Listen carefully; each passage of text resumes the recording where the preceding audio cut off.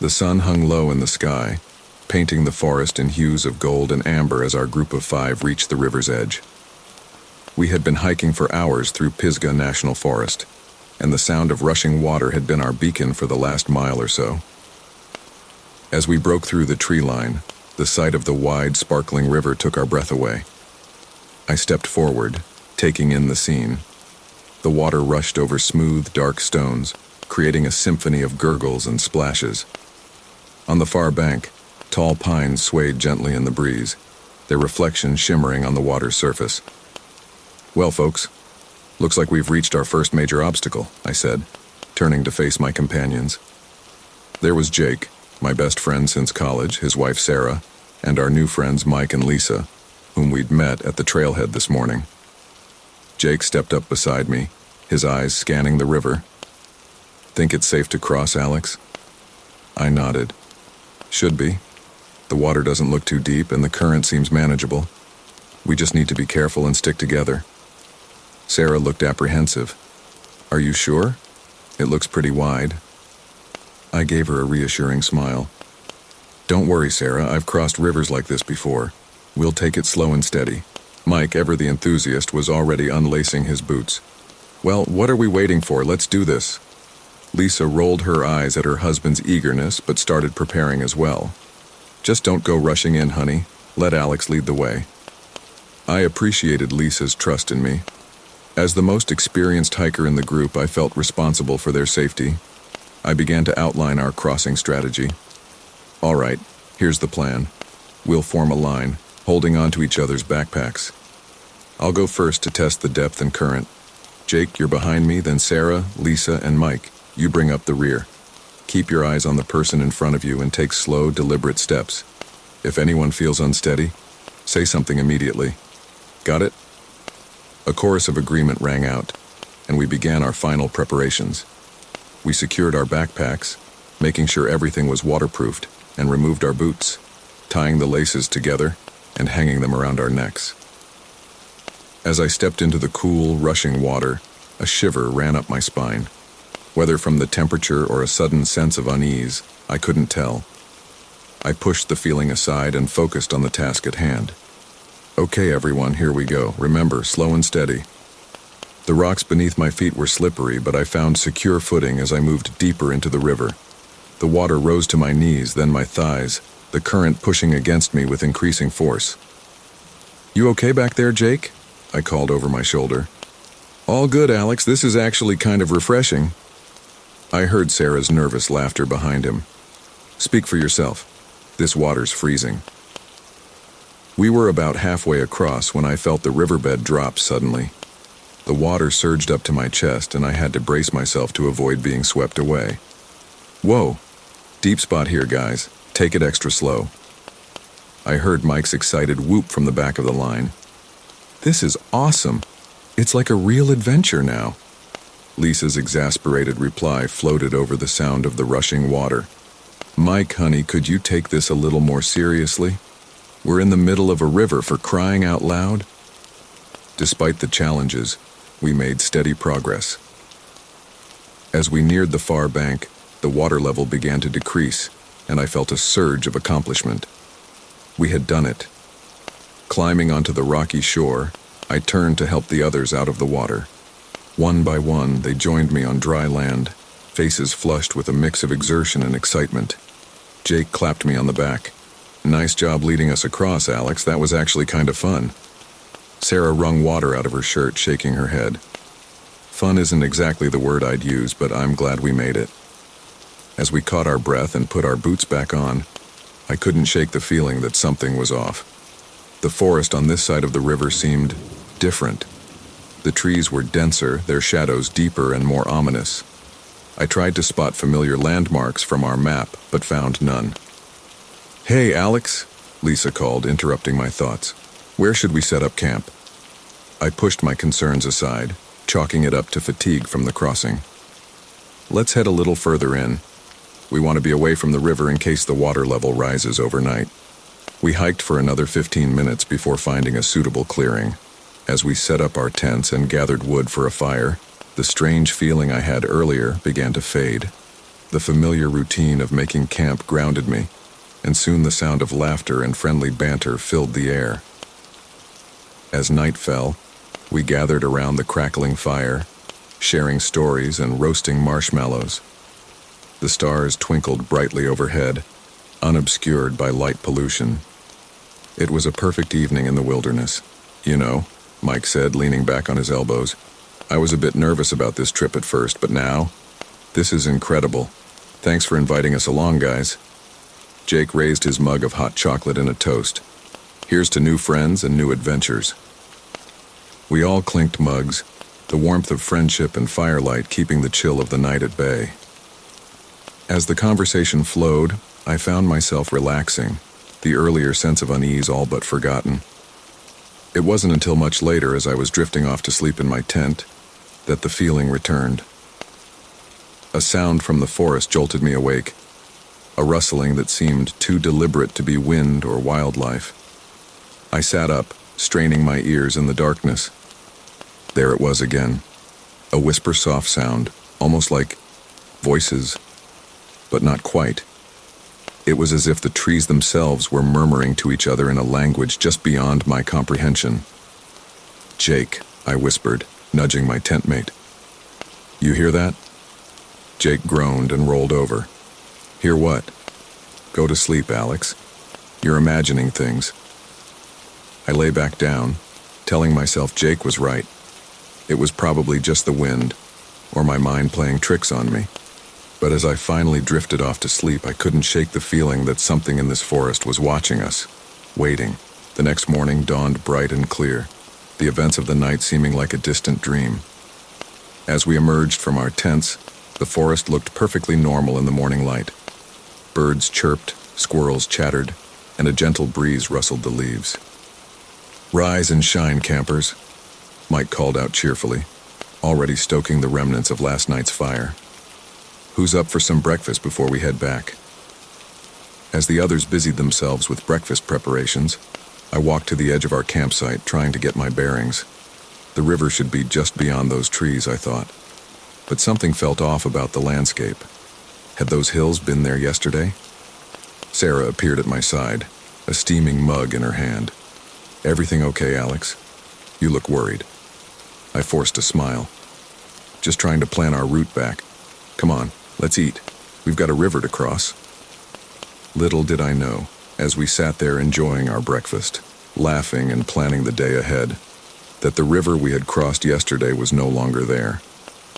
Our journey was about to take a turn none of us could have anticipated, into a realm where the laws of nature no longer applied, and the very forest around us would become our greatest adversary. As we packed up camp, none of us could have guessed the challenges that lay ahead, or how this simple hiking trip would test the very limits of our reality and our sanity. The first step of our incredible journey had been taken, and there was no going back. The morning fog clung to the forest floor as we packed up our campsite, the damp air filled with the earthy scent of wet leaves and pine. I shouldered my backpack, feeling a strange sense of unease that I couldn't quite shake. "All right, team," I called out, trying to sound more confident than I felt. "Let's head back to the river and get this crossing over with. We've got a long hike ahead of us." Jake nodded, adjusting his pack. "Lead the way, Alex. I'm ready to get back to civilization and a hot shower." We set off through the trees, retracing our steps from the previous day. At least that's what I thought we were doing. As we walked, the forest seemed to grow denser, the undergrowth thicker than I remembered. After about 20 minutes of hiking, Sarah spoke up, her voice tinged with concern. "Shouldn't we have reached the river by now? I don't remember it being this far from our campsite." I frowned, pulling out my GPS device. "You're right, we should be there. Let me check our position." As I turned on the GPS, my heart sank. The screen showed nothing but static where our location should be. I tapped it, shook it, even tried turning it off and on again. But nothing changed. Guys," I said, trying to keep the worry out of my voice. "We might have a problem. The GPS isn't working." Mike peered over my shoulder at the device. "That's weird. Maybe the batteries are dead?" I shook my head. "I just changed them yesterday. This doesn't make sense." Lisa's eyes darted nervously between the trees. So, what do we do now? Are we lost? We're not lost, I said more firmly than I felt. We know the river is in this direction. We'll just keep going until we find it. We pressed on, the silence between us growing heavier with each step. The fog seemed to thicken, muffling our footsteps and creating an eerie, isolated atmosphere. After what felt like hours of walking, but according to our watches was only 45 minutes, we stumbled upon something unexpected. A dry, cracked riverbed where the rushing water should have been. "What the hell?" Jake exclaimed, voicing all of our thoughts. We stood at the edge of what should have been the river, staring in disbelief at the parched earth before us. Remnants of aquatic life, empty shells, desiccated plants, littered the cracked mud. Sarah's voice trembled as she spoke. This isn't possible. We crossed a river yesterday, a big one. Where did all the water go?" I knelt down, running my hand over the dry earth. It was warm to the touch, as if it had been baking in the sun for weeks. "I don't know," I admitted. "But standing here isn't going to give us any answers. We need to figure out where we are and how to get back." Mike, ever the optimist, tried to lighten the mood. "Maybe we just took a wrong turn. This could be a different dried-up riverbed." Lisa shot him a look. "In less than a day? Mike, rivers don't just disappear overnight." "Okay, let's all calm down and think this through," I said, trying to take control of the situation. "We'll follow this riverbed. It has to lead somewhere, right? Maybe we'll find some clues about what's going on." As we walked along the cracked earth that should have been underwater, the forest around us seemed to shift and change. Trees that I could have sworn were behind us suddenly appeared in front, and clearings vanished as quickly as they appeared. "Is it just me?" Jake whispered. "Or are the trees moving?" I had noticed it too, but had been trying to convince myself it was just tricks of the light or my imagination. "It's probably just the fog playing tricks on us," I said, not believing my own words. We continued our trek along the riverbed, the silence broken only by our footsteps and the occasional rustle of leaves. The fog grew thicker, limiting our visibility to just a few feet ahead. Suddenly Sarah gasped. "Look, over there. I think I see water." We all turned to where she was pointing. Through the mist we could make out what looked like the shimmer of water. Hope surged through us as we quickened our pace. But as we approached, our hearts sank. It wasn't water at all, but a strange, shimmering mirage that disappeared as we got closer. "This is insane," Lisa muttered. "What's happening to us?" The day wore on, and the forest grew darker much faster than it should have. It was as if night was falling at an accelerated rate. We decided to make camp, hoping that things would make more sense in the morning. As we set up our tents, I couldn't shake the feeling that we were being watched. The trees seemed to loom over us, their branches reaching out like gnarled fingers. "Hey, Alex," Mike called out. "Can you help me with this tent? It's acting weird." I walked over to where Mike was struggling with his tent. To my astonishment, the poles seemed to be bending in impossible ways, twisting and turning as if they were alive. "What the—" I started to say, but before I could finish, the tent collapsed in on itself, the fabric seeming to melt into the ground. Mike jumped back, his eyes wide with shock. "Did you see that? Tell me you saw that." I nodded, unable to form words. This was beyond anything I could explain or rationalize. As night fell completely, an unnatural darkness enveloped us. Our flashlights barely penetrated the gloom, and strange noises echoed through the trees. Whispers, rustles, and occasionally what sounded like distant laughter. None of us slept well that night. We huddled together in the remaining tents, jumping at every sound. The forest seemed alive around us, pulsing with an energy we couldn't understand. When morning finally came, we emerged from our tents to find our campsite completely changed. Dense undergrowth surrounded us on all sides, vegetation that definitely wasn't there when we went to sleep. "This is impossible," Sarah said, her voice barely above a whisper. "How could all this grow overnight?" Jake ran his hand through his hair, frustration evident in his voice. "Okay, this is getting ridiculous. We need to get out of here now." I nodded, trying to maintain some semblance of calm. Agreed. Let's pack up and move out. We'll head in this direction. I pointed randomly, realizing with a sinking feeling that I had no idea which way would lead us out of this nightmare. As we gathered our belongings, Lisa let out a scream. "Mike! Mike's gone!" We all froze, looking around frantically. Mike was nowhere to be seen. "Mike!" Jake called out. "Mike! Where are you?" We searched the area, calling his name, but there was no sign of him. It was as if he had vanished into thin air. Hours passed as we searched, our calls growing more desperate. Just as we were about to give up hope, we heard rustling from the undergrowth. Mike stumbled into the clearing, looking dazed and confused. Lisa ran to him, throwing her arms around him. "Mike, where were you? We've been looking everywhere." Mike blinked, looking around as if seeing us for the first time. I don't know. I was here, and then I wasn't, and now I'm back." "How long was I gone?" "Almost 5 hours," I said, eyeing him warily. "You don't remember anything?" He shook his head. "It's all a blur. I remember trees, so many trees and voices, but I can't make sense of it."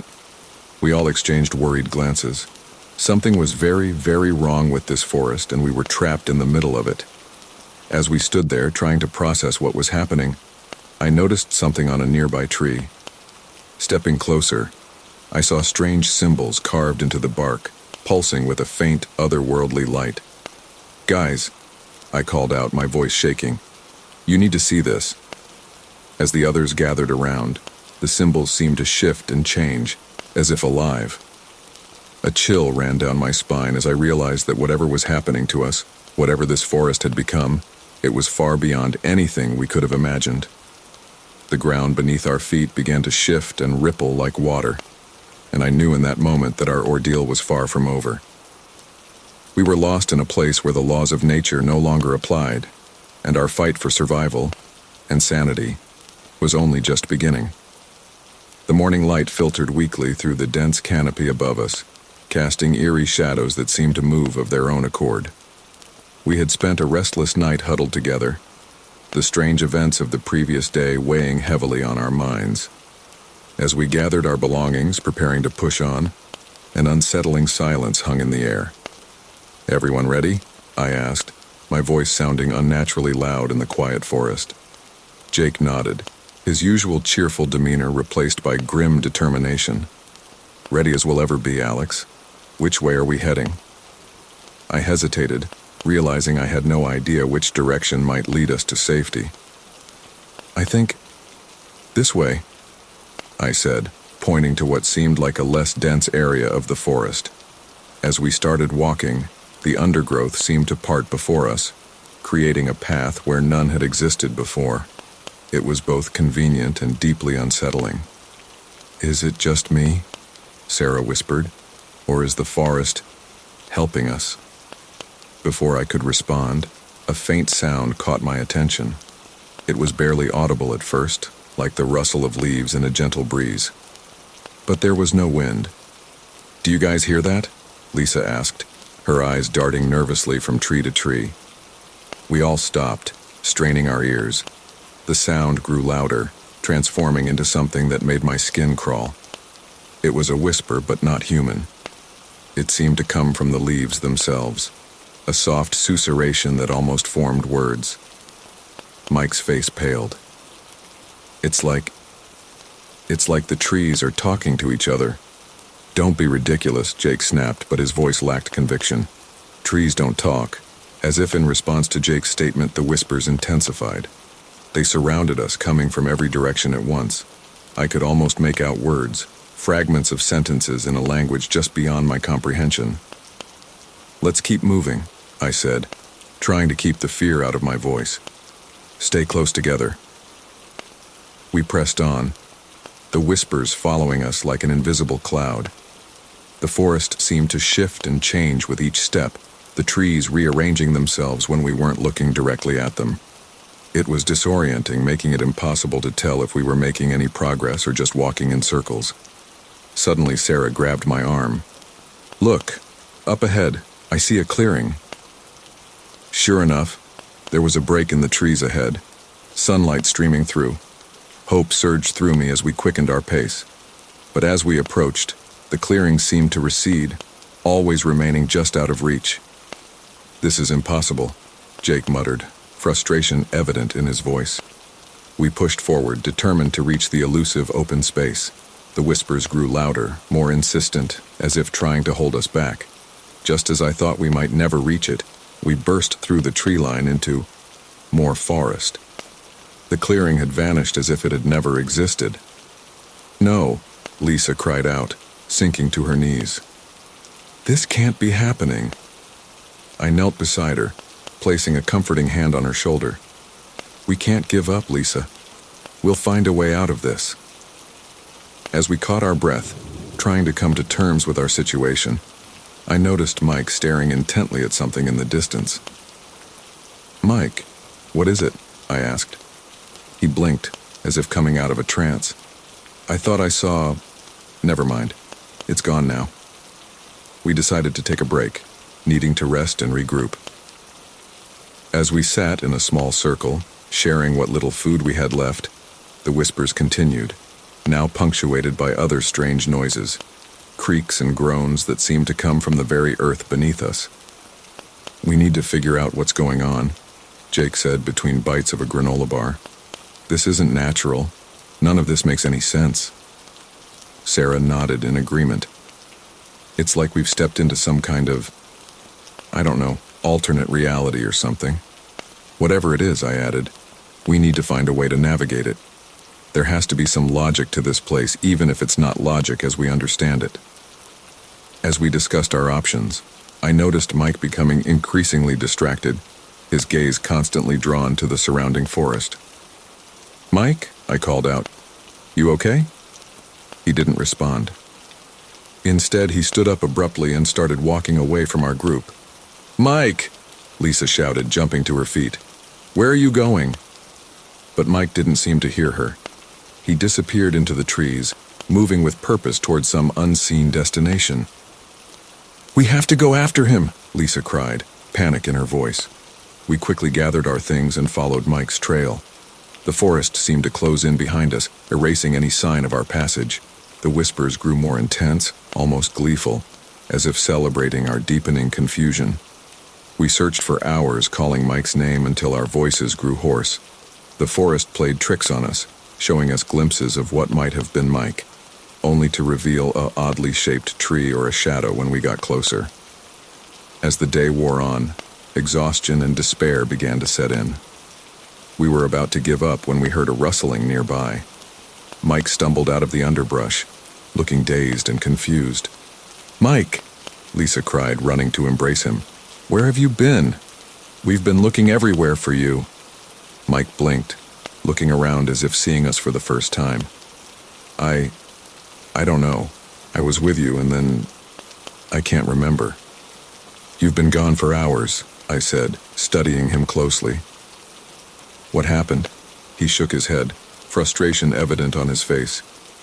"I don't know, Alex. It's all a blur. I remember walking, following something, or someone, but I can't remember who or what." As Mike tried to piece together his memories, I noticed something strange on a nearby tree. Stepping closer, I saw symbols carved into the bark, intricate designs that seemed to pulse with a faint, otherworldly light. "Guys," I called out, my voice shaking slightly, "you need to see this." The others gathered around, staring at the glowing symbols with a mixture of awe and fear. "What are they?" Sarah asked, reaching out to touch one before thinking better of it. "I have no idea," I replied. "But look, they're on other trees too." Indeed, now that we had noticed them, we could see similar symbols on many of the surrounding trees. They formed patterns, like a complex language written in light and shadow. As we stood there, trying to make sense of this new development, the ground beneath our feet began to shift. At first it was subtle, a slight tremor that could have been our imagination, but it quickly intensified, the earth rippling like water disturbed by a stone. "What's happening?" Jake shouted, struggling to keep his balance. Before anyone could respond, the ripples increased. the forest floor undulating in impossible waves. Trees swayed and bent, their roots pulling free from the moving earth. "Run!" I yelled, grabbing Sarah's hand and pulling her along. We fled through the shifting forest, the ground rolling beneath our feet like the deck of a ship in a storm. The whispers had turned to howls, the wind whipping around us with unnatural force. Just when I thought we couldn't go on any longer, the shaking stopped as suddenly as it had begun. We found ourselves in a small glade, the trees around us still and silent once more. Panting, we looked at each other, the reality of our situation sinking in. We were trapped in a forest that defied all natural laws, surrounded by mysteries we couldn't begin to understand. "What do we do now?" Lisa asked, her voice small and frightened. I took a deep breath, trying to gather my thoughts. "We keep going. We stay together, we observe everything, and we look for patterns. There has to be a way out of this place, and we're going to find it."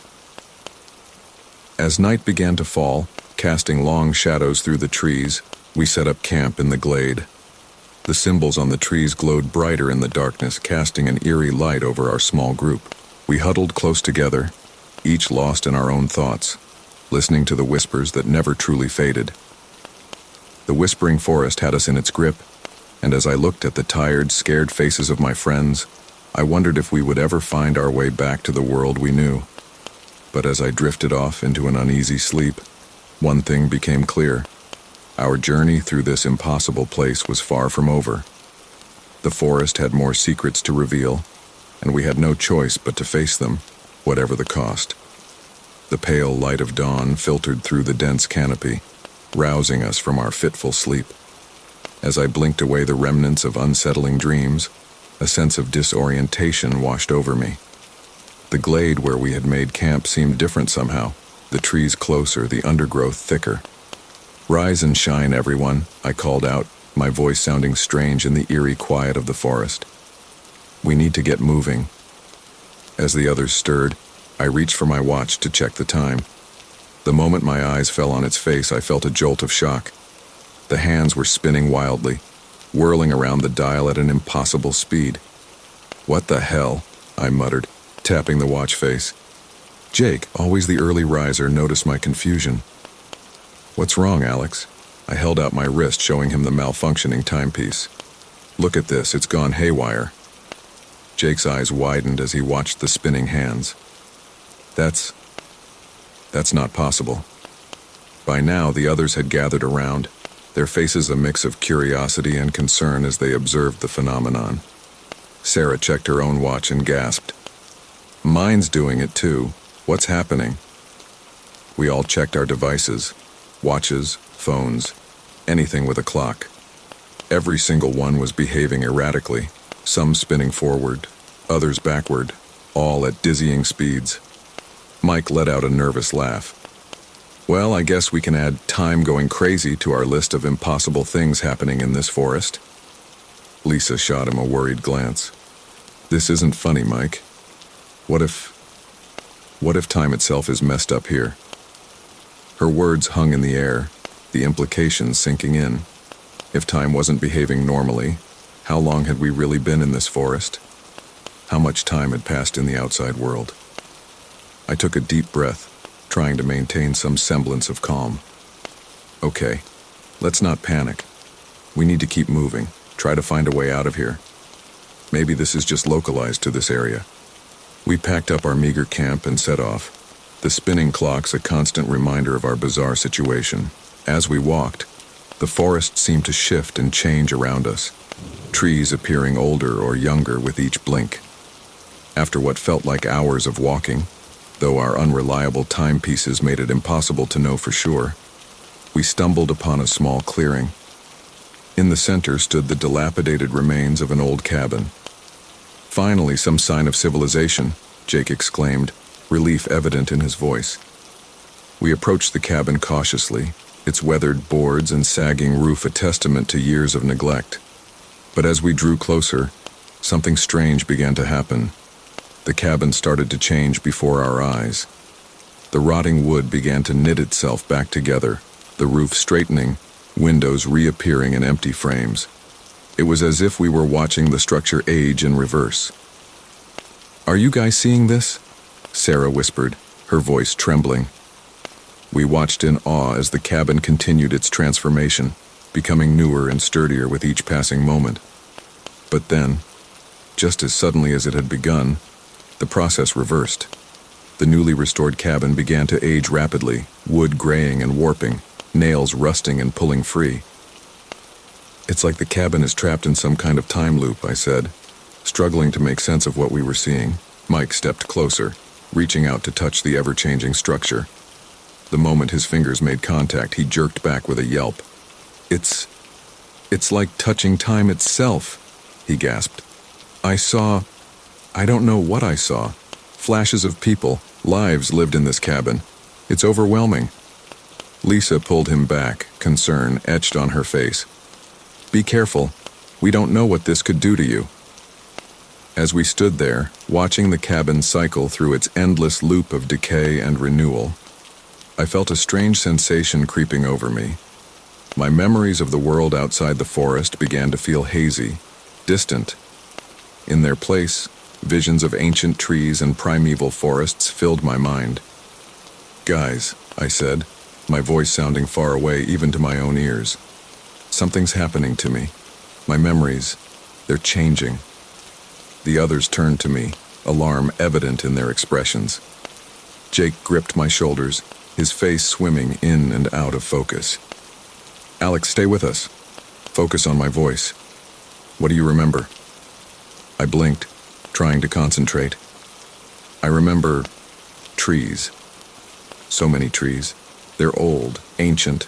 I can feel their roots deep in the earth, their branches reaching for the sky.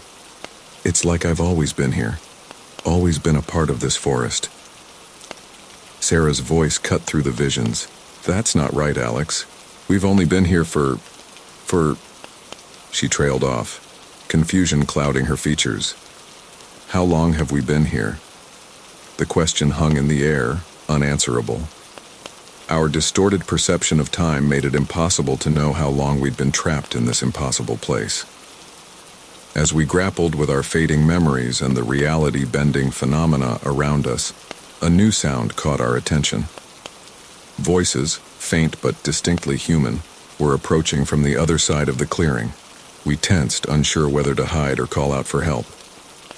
Before we could decide, a group of hikers emerged from the trees. They looked as surprised to see us as we were to see them. "Hello there," called out a man at the front of the group, his friendly tone at odds with our surreal surroundings. "Are you folks lost too?" We exchanged glances, uncertain how to respond. Finally, I stepped forward. "Yeah, you could say that. How long have you been out here?" The man's smile faltered slightly. "Oh, it's hard to say. Time gets a bit funny in these woods, doesn't it? We've been wandering for, well, it feels like years, but that can't be right, can it?" His words sent a chill down my spine. I studied the group more closely and realized something unsettling. Despite claiming to have been lost for years, none of them looked any older than people out for a day hike. Their clothes weren't worn, their faces unlined by time or hardship. "What's the date?" Jake asked suddenly.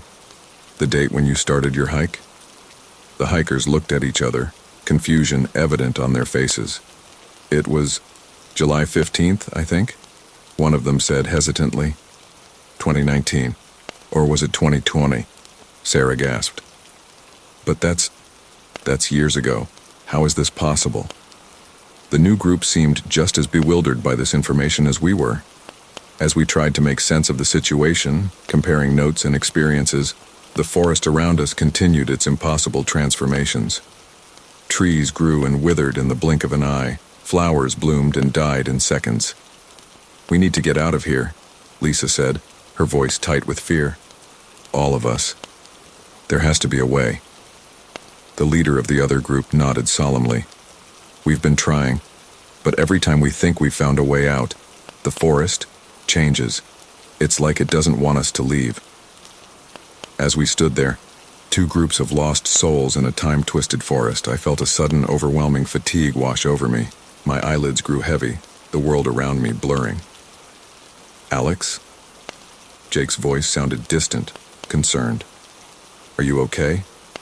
I tried to respond, but my mouth wouldn't cooperate.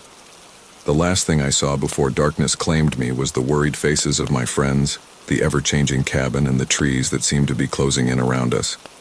When I opened my eyes again, it was night. The clearing, the cabin, and the other group of hikers were gone. We were in a different part of the forest, with no recollection of how we'd gotten there. What happened? I groaned, sitting up slowly.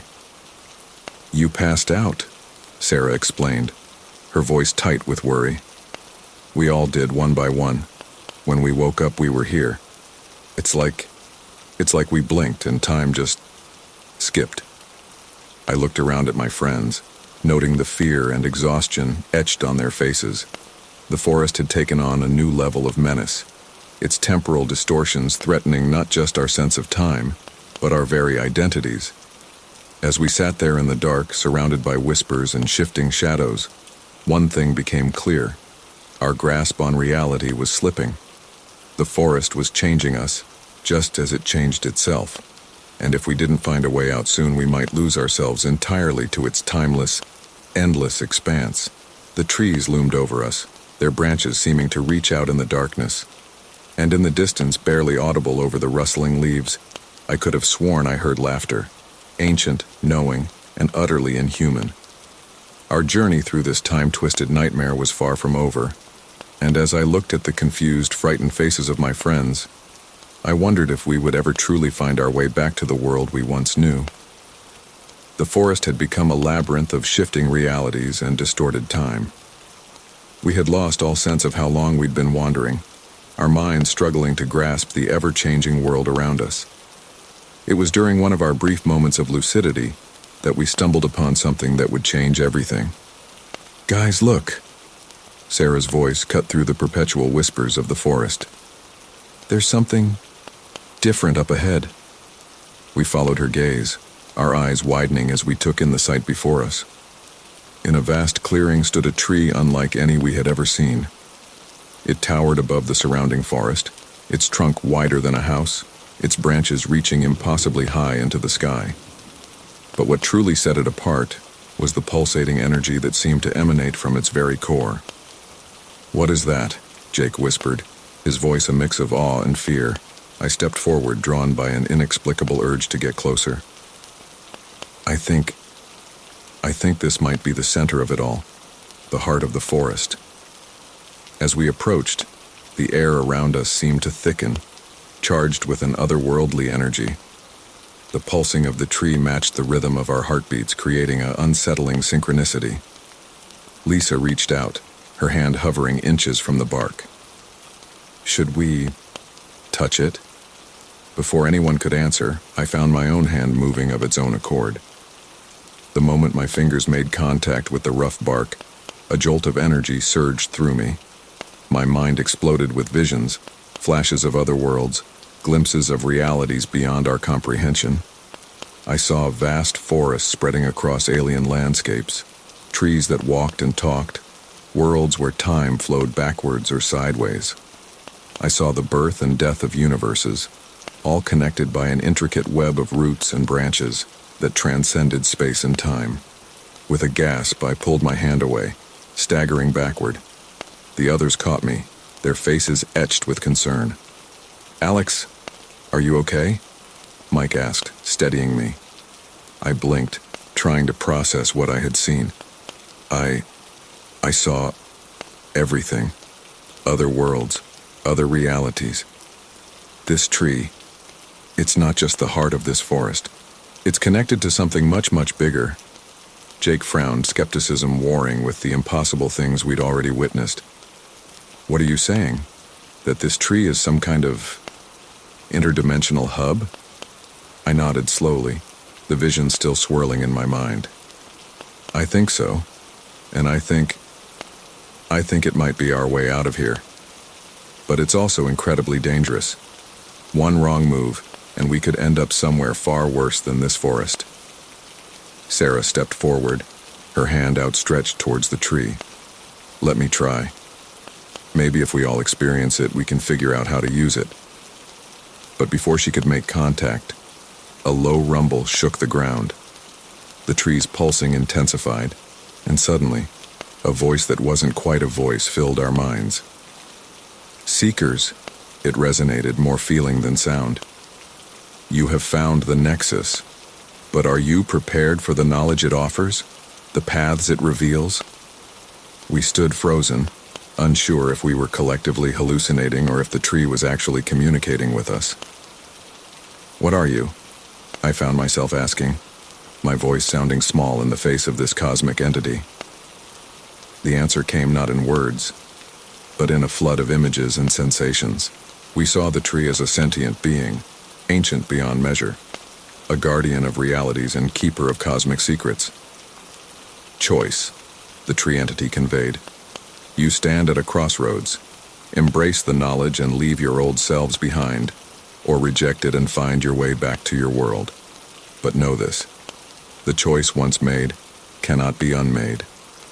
We huddled together, the weight of the decision pressing down on us. "What do we do?" Lisa whispered, her voice trembling. "I want to go home, but after everything we've seen, can we ever really go back to our old lives?" Mike nodded, his usual joviality replaced by solemn contemplation. "It's like that saying, you can't step in the same river twice. We're not the same people we were when we entered this forest. But if we accept this knowledge," Jake argued, "are we even human anymore? What do we become?" I closed my eyes, trying to sort through the jumble of thoughts and visions. I think we need to split up." The others looked at me in shock. "Split up?" Sarah echoed incredulously. "After everything we've been through?" I held up my hands placatingly. "Hear me out. We each have to make this choice for ourselves. It's too personal, too profound for us to decide as a group. We need to spread out, really think about what we want, and then make our choices individually." There was a long moment of silence as my words sank in. Finally, Jake nodded slowly. "Alex is right," he said. "This isn't something we can decide for each other. We need to do this alone." With heavy hearts and tear-filled eyes, we embraced each other, not knowing if this would be the last time we were together as we knew ourselves to be. "Good luck," I whispered as we parted. "Whatever you choose, know that these past, however long it's been, have meant everything to me." We spread out around the massive tree, each finding a spot to contemplate our decision. As I sat with my back against a normal tree, staring up at the pulsing heart of the forest, I tried to weigh the pros and cons of each choice. To reject the knowledge meant a chance to return to our world, to our families and our old lives. But could we ever truly readjust after what we'd experienced? Would we spend the rest of our lives yearning for the mysteries we'd left behind? To accept meant embracing a new existence, one filled with cosmic knowledge and perhaps even power. But at what cost? Our humanity? Our connections to the world we'd known? Hours passed, or perhaps days. Time had long since lost all meaning in this place. Eventually, I stood, my decision made. As I approached the tree, I saw the others doing the same from their respective positions. We converged at the base of the massive trunk, our eyes meeting in silent understanding. Without a word, we each reached out and placed a hand on the bark. The world exploded into light and sensation. I felt my consciousness expand, merging with the tree, with the forest, with realities beyond imagining. I saw my friends beside me, their essences intertwining with the cosmic web of existence. And then, just as suddenly, it was over. We found ourselves back in the clearing, seemingly unchanged physically but irreversibly altered within. Did we all choose to accept? Sarah asked, her voice filled with wonder.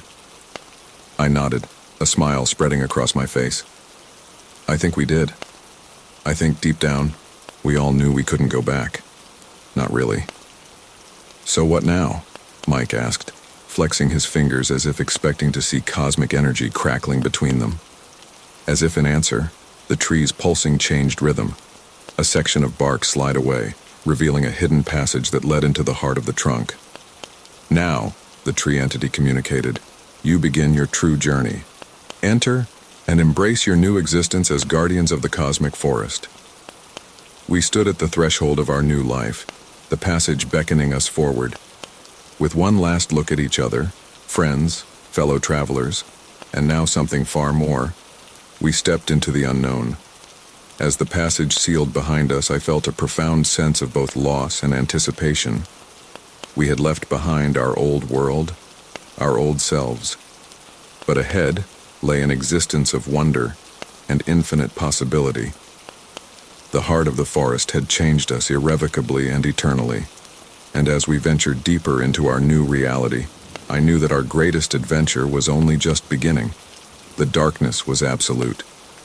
As the passage sealed behind us, cutting off the pulsing light of the great tree, we found ourselves enveloped in a blackness so complete it seemed to press against our eyeballs.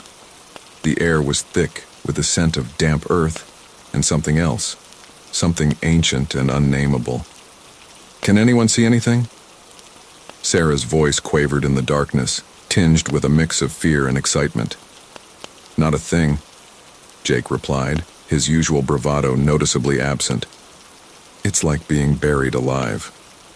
I fumbled in my pocket for my flashlight, hoping against hope that it still worked in this strange place. As my fingers closed around it, I felt a spark of something. Energy coursed through my arm, and suddenly, without even pressing the switch, the flashlight blazed to life. But it wasn't the beam of light we expected. Instead, a soft, ethereal glow emanated from the device, illuminating our surroundings in a pale bluish light. And what surroundings they were. We stood at the edge of a vast underground cavern, its walls glistening with bioluminescent fungi that pulsed in rhythm with our heartbeats. The floor beneath our feet was a mosaic of intertwining roots, forming intricate patterns that seemed to shift and change as we watched. "Incredible," Mike breathed, his eyes wide with wonder. "It's like the entire forest is connected down here." As we took in our surroundings, I noticed something strange about the fungi on the walls. Their pulsing light seemed to be forming patterns, almost like... "Guys," I said, my voice hushed with awe. "I think the fungi are trying to communicate with us." Lisa stepped closer to the nearest wall, her hand hovering just above the glowing organisms. "You're right.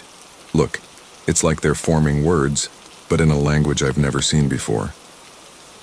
As we watched, the patterns of light coalesced into recognizable shapes. Suddenly I could understand them, as if the knowledge had been downloaded directly into my brain. "We welcome you, Guardians," I translated, the words feeling strange in my mouth. "You who have accepted the gift of the Nexus tree, prepare yourselves for the truths of the cosmos." The others looked at me in shock. "You can read that?" Jake asked incredulously.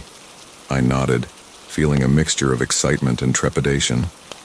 I think the tree's gift included the ability to understand the forest's language." Before anyone could respond, the ground beneath our feet began to move. The root floor shifted and parted, revealing a gently sloping path that led deeper into the earth. "Shall we?" Mike asked, a hint of his old enthusiasm returning. With a shared glance of determination, we began our descent. As we walked, the bioluminescent fungi continued to communicate, sharing the history of the forest and its role in the greater cosmos. I translated as we went, my mind reeling with each new revelation. "The forest is ancient," I explained, "older than our planet, older than our universe. It exists across multiple dimensions, connecting realities and shepherding the flow of cosmic energy." "But why us?" Sarah asked. "Why were we chosen to become these guardians?" The answer flashed across the walls in pulsing light. "You were not chosen," I read. "You chose. Your journey through the forest was a test, one that you passed by reaching the Nexus tree and accepting its gift." We continued deeper, the path twisting and turning through a labyrinth of roots and stone. The air grew warmer, thrumming with an energy that made the hairs on our arms stand on end. Suddenly, The narrow path opened up into another vast cavern, but this one was unlike anything we could have imagined. A subterranean river flowed through its center, but it was no ordinary river. The water glowed with an inner light and flowed upward, defying gravity to cascade up the cavern walls and disappear into the ceiling. "How is this possible?" Lisa gasped, reaching out to touch the luminous water. The moment her fingers made contact, she jerked back with a cry of surprise. "It's not water," she exclaimed. It's pure energy." The fungal communication flared to life again, and I translated. "This is the lifeblood of the forest," I explained. "The cosmic energy that connects all realities. As guardians, it is our duty to protect and maintain its flow." Jake shook his head in disbelief. This is too much. How are we supposed to do this? We were just ordinary people a few days ago." As if in response to his doubt, the cavern walls began to shimmer. Images appeared, moving across the stone like living murals. I saw myself, but not as I was now. This version of me was older, wiser, wielding powers I could scarcely comprehend. I was shaping realities, guiding the flow of cosmic energy, protecting the balance of existence itself. "Is that us?" Mike asked, his voice filled with awe, as he watched his own future self manipulate the very fabric of space-time. I nodded, unable to find words to express the magnitude of what we were seeing. The fungal communication pulsed again, and I translated. "This is what you will become. The power of the Nexus tree flows through you now, but it will take time and training to fully realize your potential." Sarah stepped closer to the upward-flowing river of energy, her face set in determination. "Then we'd better get started," she said. "If we're going to be responsible for all of this, we need to understand it." With a shared nod of agreement, we each reached out and touched the glowing energy. The sensation was indescribable, like being unmade and remade in an instant, our consciousness expanding to encompass realities beyond our wildest imagination.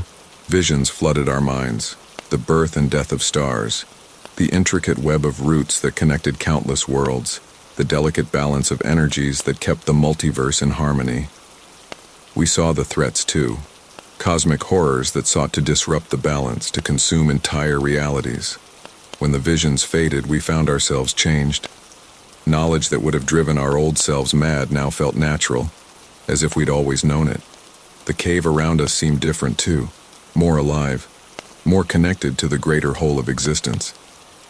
"I can feel it," Lisa whispered, her eyes glowing faintly with inner light.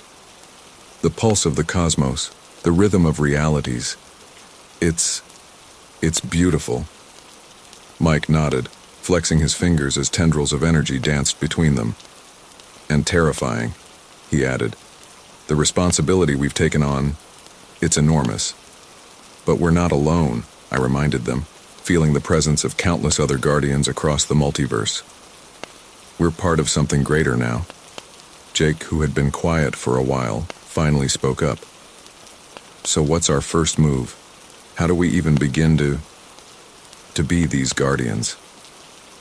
As if in answer, the cavern began to shift around us. The walls pulled back, revealing tunnels that led off in every direction. Each tunnel pulsed with a different energy, a different call to action. The fungal communication flared one last time, and I translated. "Choose your path, guardians. Each tunnel leads to a different reality, a different challenge. This is where your true training begins." We stood at the crossroads of infinity, the weight of our new existence settling upon us. The ordinary hikers we had been were gone, replaced by beings of cosmic significance. Yet, at our core, we were still friends, still a team. "Well," I said, a smile tugging at my lips despite the gravity of the situation, "I guess this is where we split up again. But this time, we're not saying goodbye. We're saying, see you across the multiverse." With laughter that echoed through the caverns of reality, we each chose a tunnel, stepping into our new lives as guardians of the cosmic forest. The adventures that awaited us were beyond imagination, but we faced them with courage, curiosity, and the unbreakable bond we had forged in our journey through the ever-changing woods.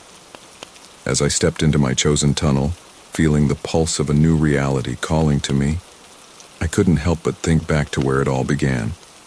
A simple river crossing that had led us to the very heart of existence itself. The river we crossed yesterday was no longer there when we tried to return. But in its place, we had found something far greater, a destiny that spanned the cosmos. As I stepped through the shimmering portal at the end of my chosen tunnel, the world around me dissolved into a kaleidoscope of light and energy. For a moment that felt like eternity, I was everywhere and nowhere. My consciousness stretched across the vastness of the multiverse.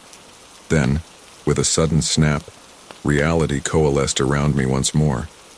I found myself standing on what appeared to be a small, floating island, suspended in a sky of swirling, iridescent clouds. The ground beneath my feet was covered in soft, luminescent moss that pulsed gently with each step. In the distance, I could see other islands, some larger, some smaller, all connected by bridges of pure energy. Well, I muttered to myself, I don't think we're in Kansas anymore. As I took in my surroundings, trying to make sense of this alien landscape, I heard a familiar voice behind me. Alex, is that you? I turned to see Sarah emerging from another portal, her eyes wide with wonder as she took in the scene. Sarah, I exclaimed, relief washing over me at the sight of a familiar face. I thought we were supposed to go to different realities. She shrugged, a bemused smile on her face. I guess the cosmic forest had other plans, but you look different. I glanced down at myself and gasped. My body seemed to be partially translucent, with currents of energy flowing just beneath my skin. Looking back at Sarah, I realized she had undergone a similar transformation. It must be this reality, I mused. Our bodies have adapted to exist here. Before Sarah could respond, 2 more portals opened nearby, depositing Jake and Lisa onto our little island. They too had taken on the semi-translucent, energy-infused appearance. Whoa, Jake breathed, looking at his hands in amazement. This is incredible. Lisa, always the pragmatist, was already scanning our surroundings. It's beautiful, but where's Mike? And more importantly, where are we? As if in answer to her question, a melodious chime rang out across the floating islands.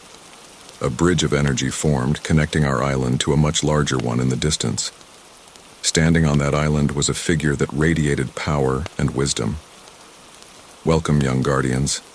The figure's voice resonated in our minds. I am Aeon, custodian of this realm. Your friend Mike is safe, undertaking his own journey in another reality. As for where you are, this is the nexus of temporality, where the streams of time from countless realities converge.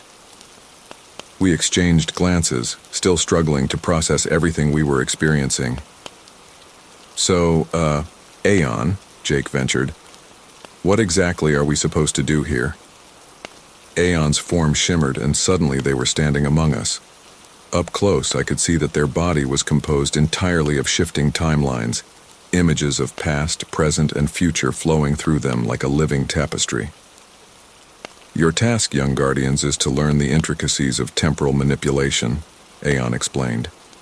Here, you will learn to navigate the currents of time, to mend temporal fractures, and to maintain the delicate balance of causality across realities. Sarah's eyes lit up with excitement. You mean we're going to learn to time travel? Aeon's form rippled in what I took to be amusement. In a manner of speaking, yes.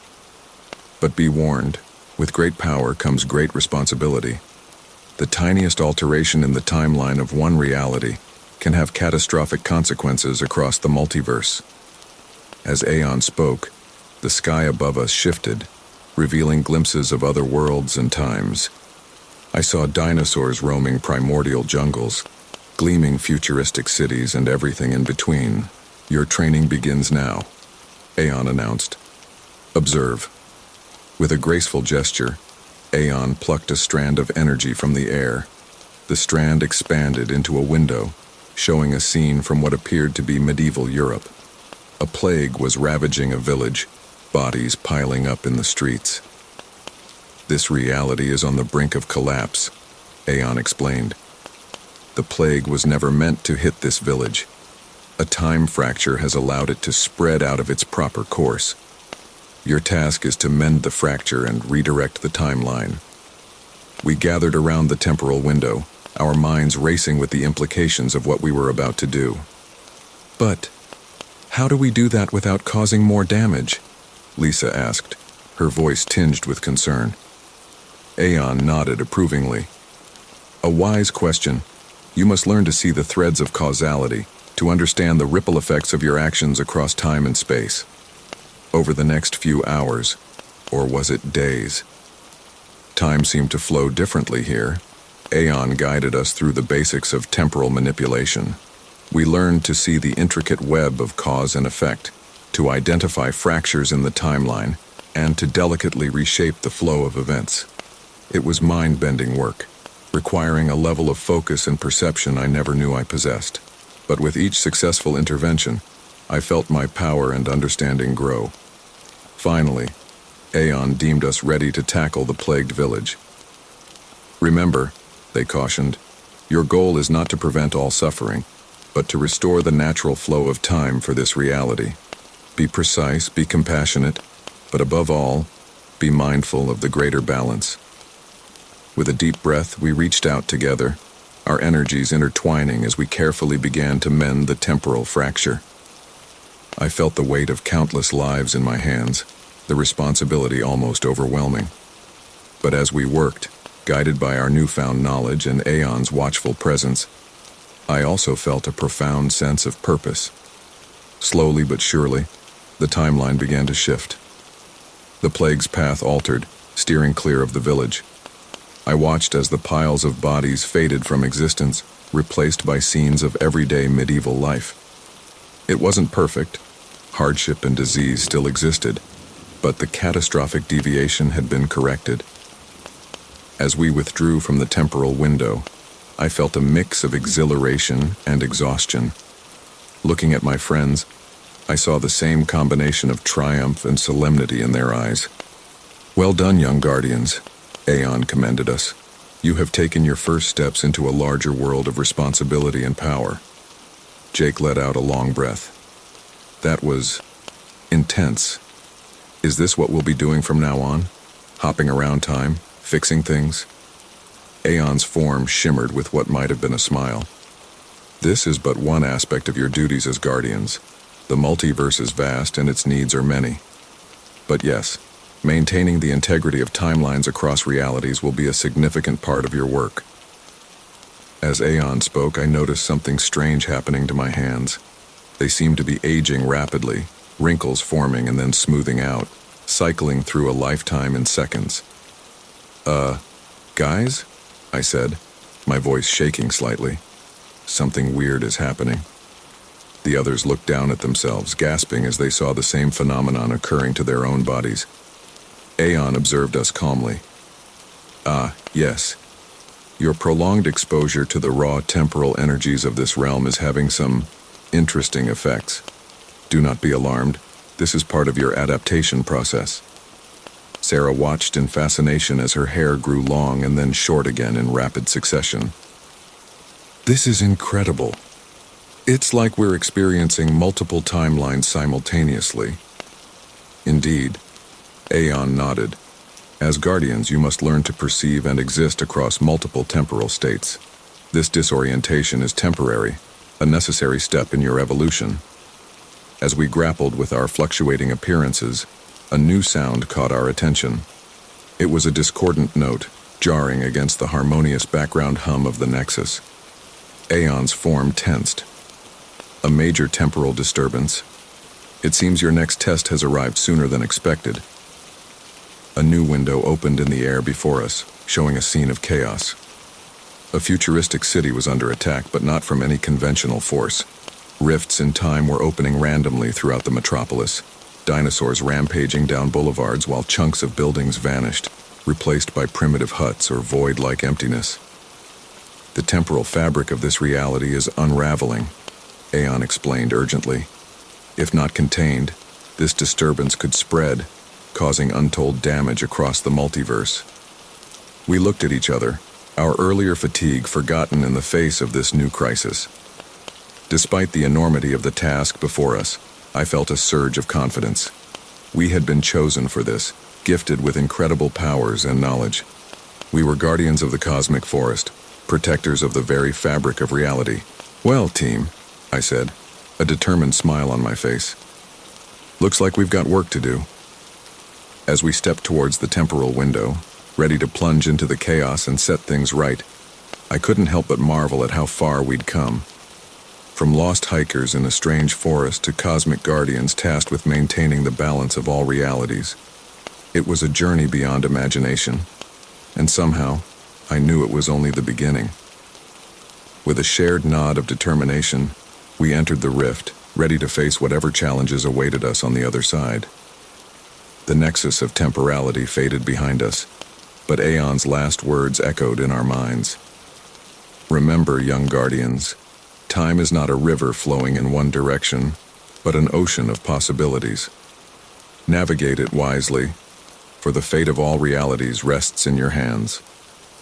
The futuristic city shimmered around us as we materialized in the midst of temporal chaos. Skyscrapers phased in and out of existence, their sleek lines blurring with primitive structures from the past and ethereal architectures from potential futures. The air crackled with energy, each breath feeling like it contained seconds, years, and eons all at once. "Okay, team," I said, trying to ground myself in the swirling madness. "Remember our training. We need to identify the source of the temporal disturbance and contain it." Jake nodded, his eyes darting around the shifting landscape. "Easier said than done. This place is a mess." As if to punctuate his point, a T-Rex suddenly appeared in the middle of the street, its roar echoing off buildings that hadn't been built yet. Civilians from various time periods ran in panic, their clothes and appearances changing with each step they took. Sarah closed her eyes, extending her senses as Aeon had taught us. "I feel a pulse, like a heartbeat but wrong. It's coming from the center of the city." "Then that's where we go," Lisa said firmly. "But we need to stabilize things as we move. We can't let this spread further." We set off towards the city center, our bodies flickering between different ages as we navigated the temporal storm. With each step, we reached out with our newfound abilities, smoothing the wrinkles in time, guiding lost individuals back to their proper eras. As we worked, I felt a strange sensation growing within me. It was as if each use of our guardian powers was changing me, reshaping my very being. I pushed the feeling aside, focusing on the task at hand. We reached what appeared to be the city's central plaza, a vast open space surrounded by buildings from every era of human history. In the center stood a massive, pulsating orb of energy, tendrils of temporal force lashing out in all directions. "That's it," I breathed, "the source of the disturbance." Jake squinted at the orb. "So what, we just turn it off?" Before anyone could respond, a figure emerged from the orb. It was humanoid, but its form shifted constantly, aging and de-aging, changing genders and ethnicities in the blink of an eye. "Greetings, Guardians." The figure's voice resonated in our minds, sounding simultaneously ancient and newborn. "I am Kronos, master of this realm, and you are trespassers." Lisa stepped forward, her voice steady despite the otherworldly presence before us. "We're not trespassers. We're here to help. This temporal disturbance is threatening the entire multiverse." Kronos laughed, the sound rippling through time itself. "Help? You think this is a disturbance? This is evolution. I am freeing this reality from the tyranny of linear time, all moments existing at once, all possibilities realized simultaneously. It is beautiful." I felt a chill run down my spine. This being's power was immense, far beyond our own, but we couldn't back down. "It's not beautiful," I argued. "It's chaos. You're destroying the fabric of reality itself." Kronos turned its ever-changing gaze on me. Ah, but destruction is merely a form of creation. Tell me, Guardian, don't you feel it? The exhilaration of unbound temporality, the power coursing through your veins with each manipulation of time. I hesitated, realizing with a start that I did feel it. With each use of our abilities, I felt less human and more something else, something vast and timeless. Sarah must have sensed my unease. She placed a hand on my shoulder, her touch anchoring me. "We're not here to debate philosophy," she told Kronos. "We have a duty to protect the balance of the multiverse. What you're doing here threatens everything." Kronos spread its arms wide, the city warping around us. "And who gave you this duty? The Cosmic Forest? Aeon? Have you considered that perhaps they are the ones holding reality back? That true enlightenment lies in embracing chaos rather than fighting it?" For a moment, doubt crept into my mind. What if Kronos was right? What if our efforts to maintain balance were actually hindering the natural evolution of the cosmos? Jake's voice cut through my thoughts. "Nice try, Time Boy, but we've seen what unchecked chaos does to a reality. We're not buying what you're selling." Kronos's form flickered, a hint of anger seeping into its voice. "Then you leave me no choice. If you will not embrace the new order, you will be erased from time itself." The orb behind Kronos pulsed, sending out a wave of temporal energy that threatened to unravel us from existence. Acting on instinct, we combined our powers, creating a bubble of stable time around ourselves.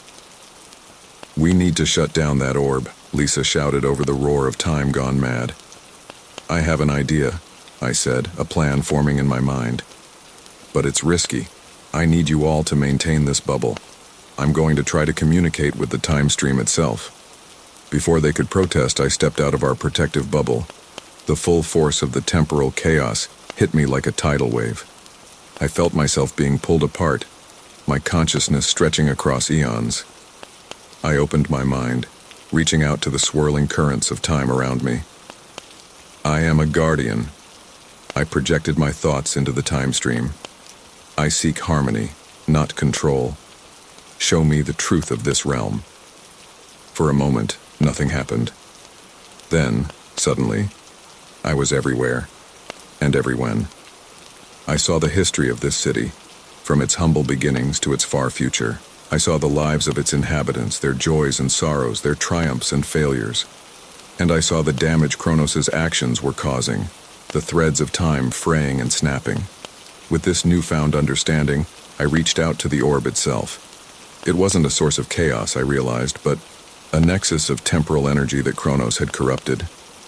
I began to sing to it, not with my voice, but with my very being, a song of balance and harmony. Slowly, painstakingly, the orb's pulsing began to synchronize with my song. The chaotic tendrils of time began to recede, reality starting to stabilize around us. Kronos howled in rage. "No, you cannot undo my work." But it was too late. The orb's energy surged, not in chaos but in harmony. A wave of temporal restoration washed over the city. Buildings settled into their proper time periods, displaced individuals returned to their eras, and the fabric of reality knit itself back together. As the wave reached Kronos, the being's form began to dissolve. "You don't understand," it cried out. "I was trying to free us all from the prison of linear time." "Time isn't a prison," I responded, my voice echoing with the power of the time stream. "It's the canvas on which the story of existence is painted. Without it, there is no growth, no change, no meaning." With a final, reality-shaking scream, Kronos vanished, its essence reabsorbed into the now stabilized orb. As the last echoes of temporal chaos faded, I felt myself being gently pulled back into my own form. I collapsed to my knees, exhausted beyond measure.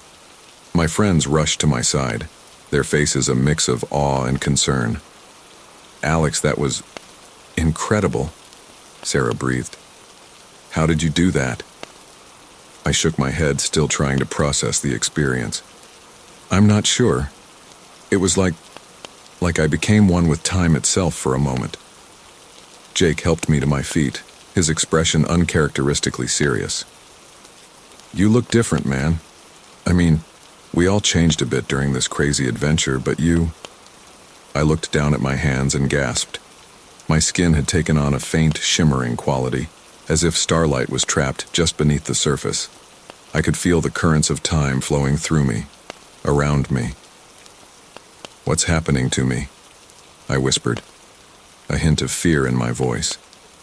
Lisa stepped forward, her analytical mind already at work. I think this is what Aeon meant about the price of knowledge. Each time we use our guardian abilities, we become a little less human and a little more cosmic. The realization hit us all at once. Our journey to become guardians wasn't just about gaining power and knowledge.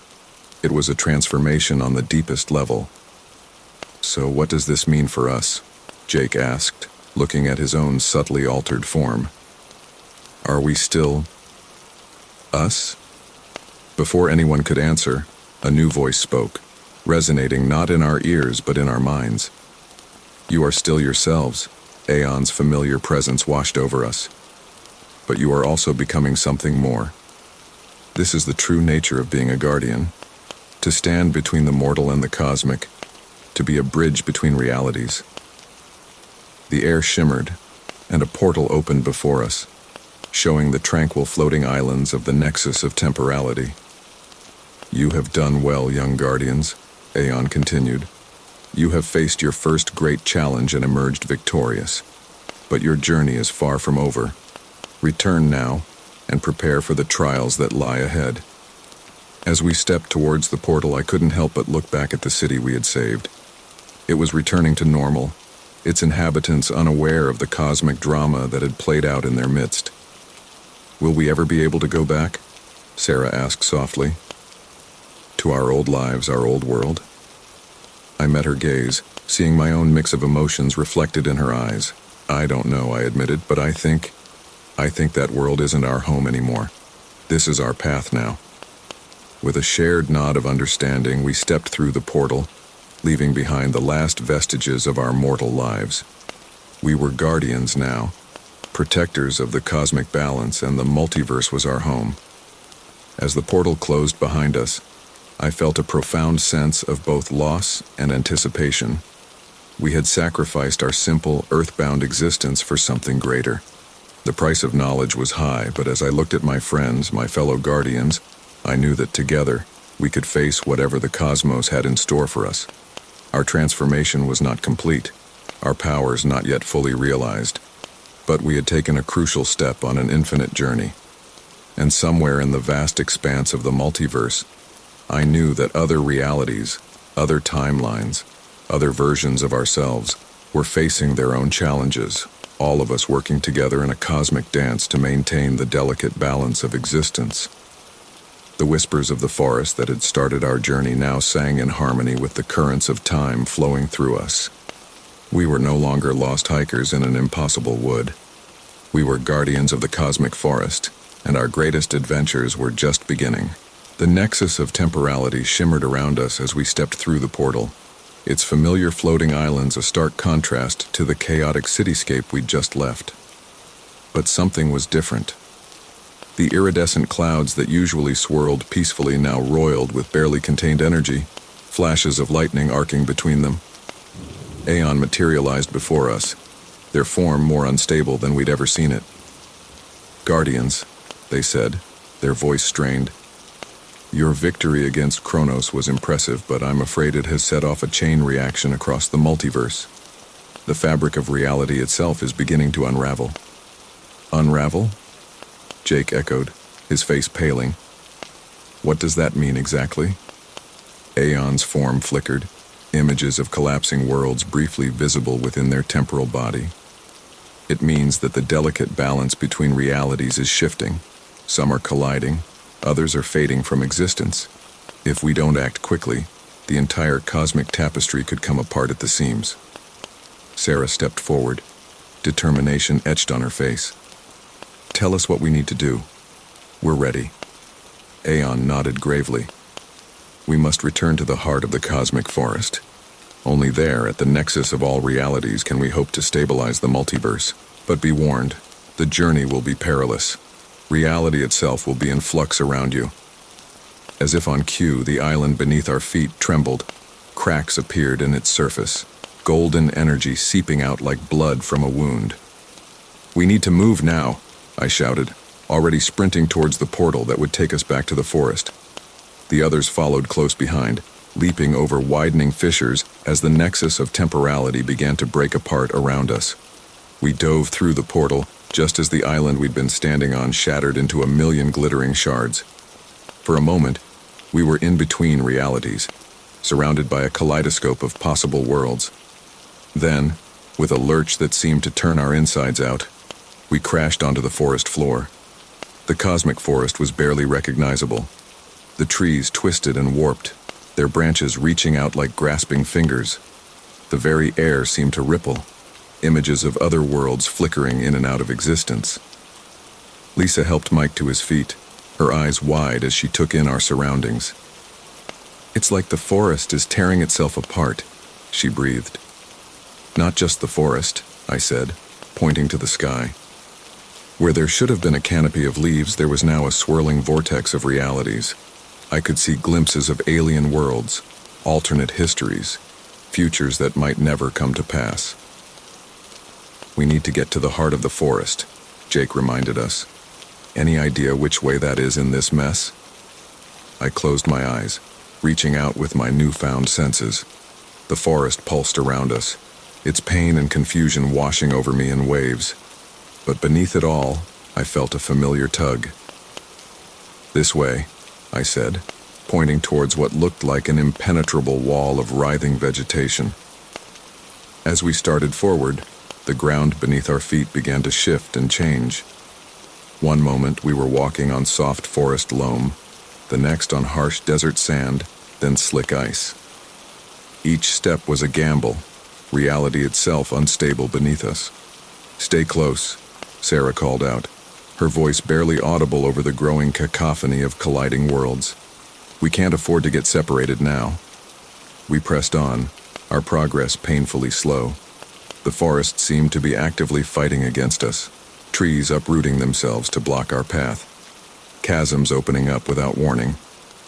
More than once we had to combine our powers to create a bubble of stable reality around us, just to take a few steps forward. As we struggled onward, I noticed something alarming. With each use of our guardian abilities, our bodies became more translucent, more energy than matter. "Guys," I said, my voice shaking, "I think we're dissolving." Mike looked down at his hands, now almost transparent. "Is this it? Are we becoming one with the forest?" Before anyone could respond, a deafening crack split the air. A massive fissure opened up in the ground before us, a swirling vortex of pure cosmic energy at its center. The pull was immense, drawing in trees, earth, and fragments of other realities. "We have to jump it," Jake yelled over the roar of the vortex. "It's the only way forward." One by one, we leapt across the chasm. Jake made it, then Sarah, then Lisa. Mike was next, but as he jumped, the edge of the fissure crumbled. He cried out, falling short, his hand just missing the opposite edge. "Mike!" Lisa screamed, reaching out. For a heart-stopping moment, I thought we'd lost him.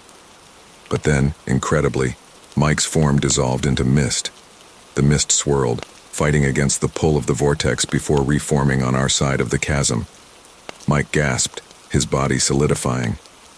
What just happened?"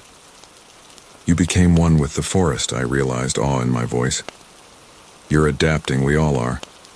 We're becoming something more." As if to underscore my words, I felt a sudden, overwhelming connection to everything around us. The trees, the earth, the very air. It was all part of a vast cosmic web, and we were nodes within it. "I can feel it," Sarah whispered. "The forest, it's alive, conscious, and it's in pain." We pushed on, our movements becoming more fluid as we learned to flow with the shifting reality around us. But with each step, I could feel my sense of self becoming more diffuse, memories of my old life fading like a dream upon waking.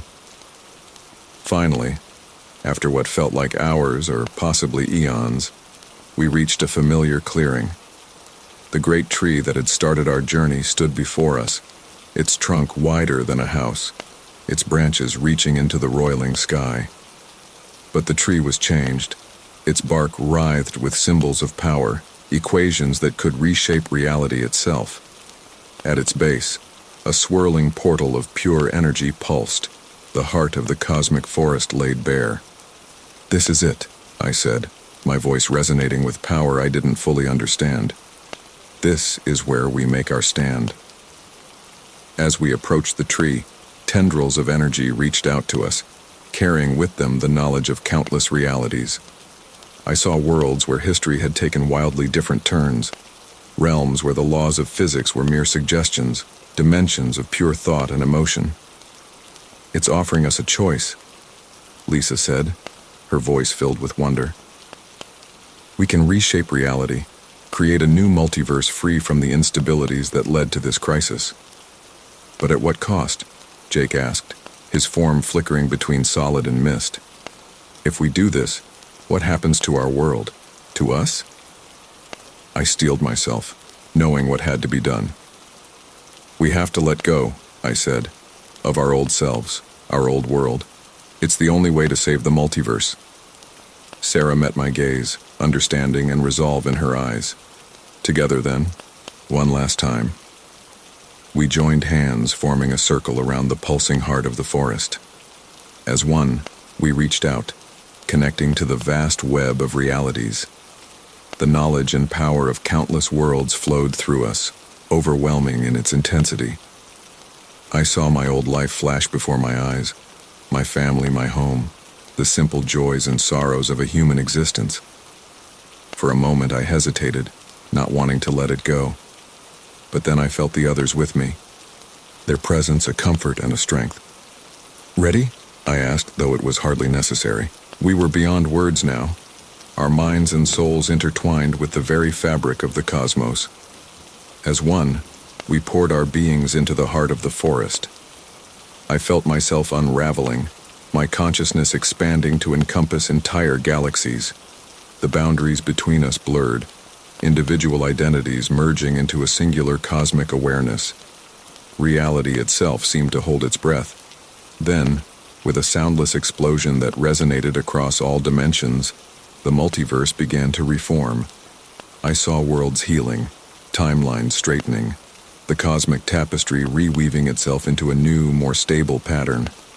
But even as I marveled at the rebirth of reality, I felt myself slipping away. The Alex I had been was dissolving, becoming part of something vast and incomprehensible. Just as I thought I would lose myself entirely, I felt a tug. Faint at first, but growing stronger. The others were there, anchoring me, reminding me of who I was. Not just Alex the human, but Alex the guardian, the protector of realities. With a gasp that shook worlds, we pulled back from the brink of cosmic dissolution. Reality solidified around us, the clearing coming back into focus. But it was changed, as were we. The great tree stood tall and healthy, its bark no longer writhing with symbols of power. The sky above was clear, the vortex of colliding realities replaced by a canopy of stars more numerous and brilliant than I had ever seen. I looked down at myself, marveling at my new form. My body was still humanoid, but composed of swirling energy, stars and galaxies visible just beneath my skin. The others were similarly transformed, each of us a living embodiment of the realities we now guarded. Did we do it?" Mike asked, his voice echoing with the music of spheres. Before anyone could answer, a familiar presence washed over us. Aeon appeared, their form now stable and radiant. "You have done more than you know, young guardians. You have not just saved the multiverse, you have ascended to become its caretakers." "But our world," Sarah said, a note of sadness in her voice. "Our old lives." Aeon's form shimmered with compassion. "That reality still exists, as do all realities. But you have moved beyond it. You are now beings of the cosmos, guardians of all that is, was, or ever could be. As the truth of Aeon's words sank in, I felt a mix of emotions wash over me. Sadness for what we had left behind, but also an overwhelming sense of purpose and belonging. We had found our true calling, our place in the grand tapestry of existence. Jake, ever the one to lighten the mood, let out a laugh that set nearby stars twinkling. Well, I guess this takes finding yourself to a whole new level. We all laughed then, the sound rippling across realities, bringing joy and wonder to countless worlds. We were changed, transformed beyond anything we could have imagined when we first set foot in that strange forest. But we were still us, still friends, still a team. As our laughter faded, I looked at my companions, my fellow guardians, with a sense of deep affection and shared purpose. "So," I said, a smile playing on my cosmic lips, "who's ready for our next adventure?" The others grinned back, their forms shimmering with excitement and newfound power. Together, we turned our gaze to the vast expanse of the multiverse spread out before us. We had unraveled and been rewoven, transformed by the very cosmos we now swore to protect. The journey that had begun with a simple river crossing had led us to the very heart of existence, and as we prepared to step into our new roles as cosmic guardians, I knew that our greatest adventures were still to come. The forest whispered around us, no longer a place of mystery and danger, but a home and a sanctuary. We were no longer lost hikers, but found souls, perfectly in tune with the rhythms of the cosmos. The unraveling had led to a new beginning, and the multiverse awaited our protection and guidance. With a shared nod of determination and excitement, we stepped forward into our new existence, ready to face whatever challenges the infinite realities might hold. The tale of the vanishing river had ended, but the story of the cosmic guardians was just beginning. I gasp awake on the riverbank where our journey began, unsure if any of it was real. The cold, damp sand beneath my fingers feels impossibly normal after everything we've been through. I sit up abruptly, my heart pounding as I take in my surroundings. The familiar riverbank stretches out before me, sunlight glinting off the water's surface. It's as if nothing ever happened. "Hello?" I call out, my voice hoarse. "Is anyone there?" Silence answers me, broken only by the gentle lapping of water against the shore. I struggle to my feet, my body aching as if I've run a marathon. My clothes are torn and dirty, providing the only physical evidence of our ordeal. As I scan the area, trying to make sense of my situation, a figure emerges from the tree line. It's Sarah, her eyes wide with confusion. "Alex?" she calls out tentatively. "Is that really you?" I rush towards her, relief flooding through me. "Sarah, you're here too. Do you remember what happened?" She shakes her head, her brow furrowed. It's all a blur. One moment we were in that impossible forest, and the next, I woke up here. How did we get back? Before I can answer, we hear a shout from further down the riverbank. It's Mike, waving frantically as he runs towards us. Scene 2. One by one, the others appear, each with different memories of our ordeal. Over the next hour, the rest of our group trickles in. Lisa stumbles out of the water, gasping for air as if she's been underwater for hours. Tom emerges from the forest, leaves and twigs tangled in his hair. Each arrival brings a mix of relief and renewed confusion. We gather in a circle, comparing notes on our experiences. The differences in our memories are striking. "I remember the whispering trees," Lisa says, hugging herself tightly. "They told me secrets about the universe, but now I can't recall a single word." Mike shakes his head. "Trees? What trees?" "All I remember is falling through endless caverns filled with glowing mushrooms. They showed me visions of other worlds." "That's not what happened at all," Tom interjects. "We were in a city made of light, inhabited by beings of pure energy. They taught us how to manipulate reality itself." Sarah looks at me, her eyes pleading for some kind of explanation. "Alex, what do you remember?" I close my eyes, trying to sort through the jumble of images and sensations in my mind. I remember all of it, the forest, the caves, the other dimensions, but it's like trying to hold on to a dream. The more I try to focus on the details, the more they slip away. How is that possible? Lisa asks, her voice trembling. How can we all have such different memories?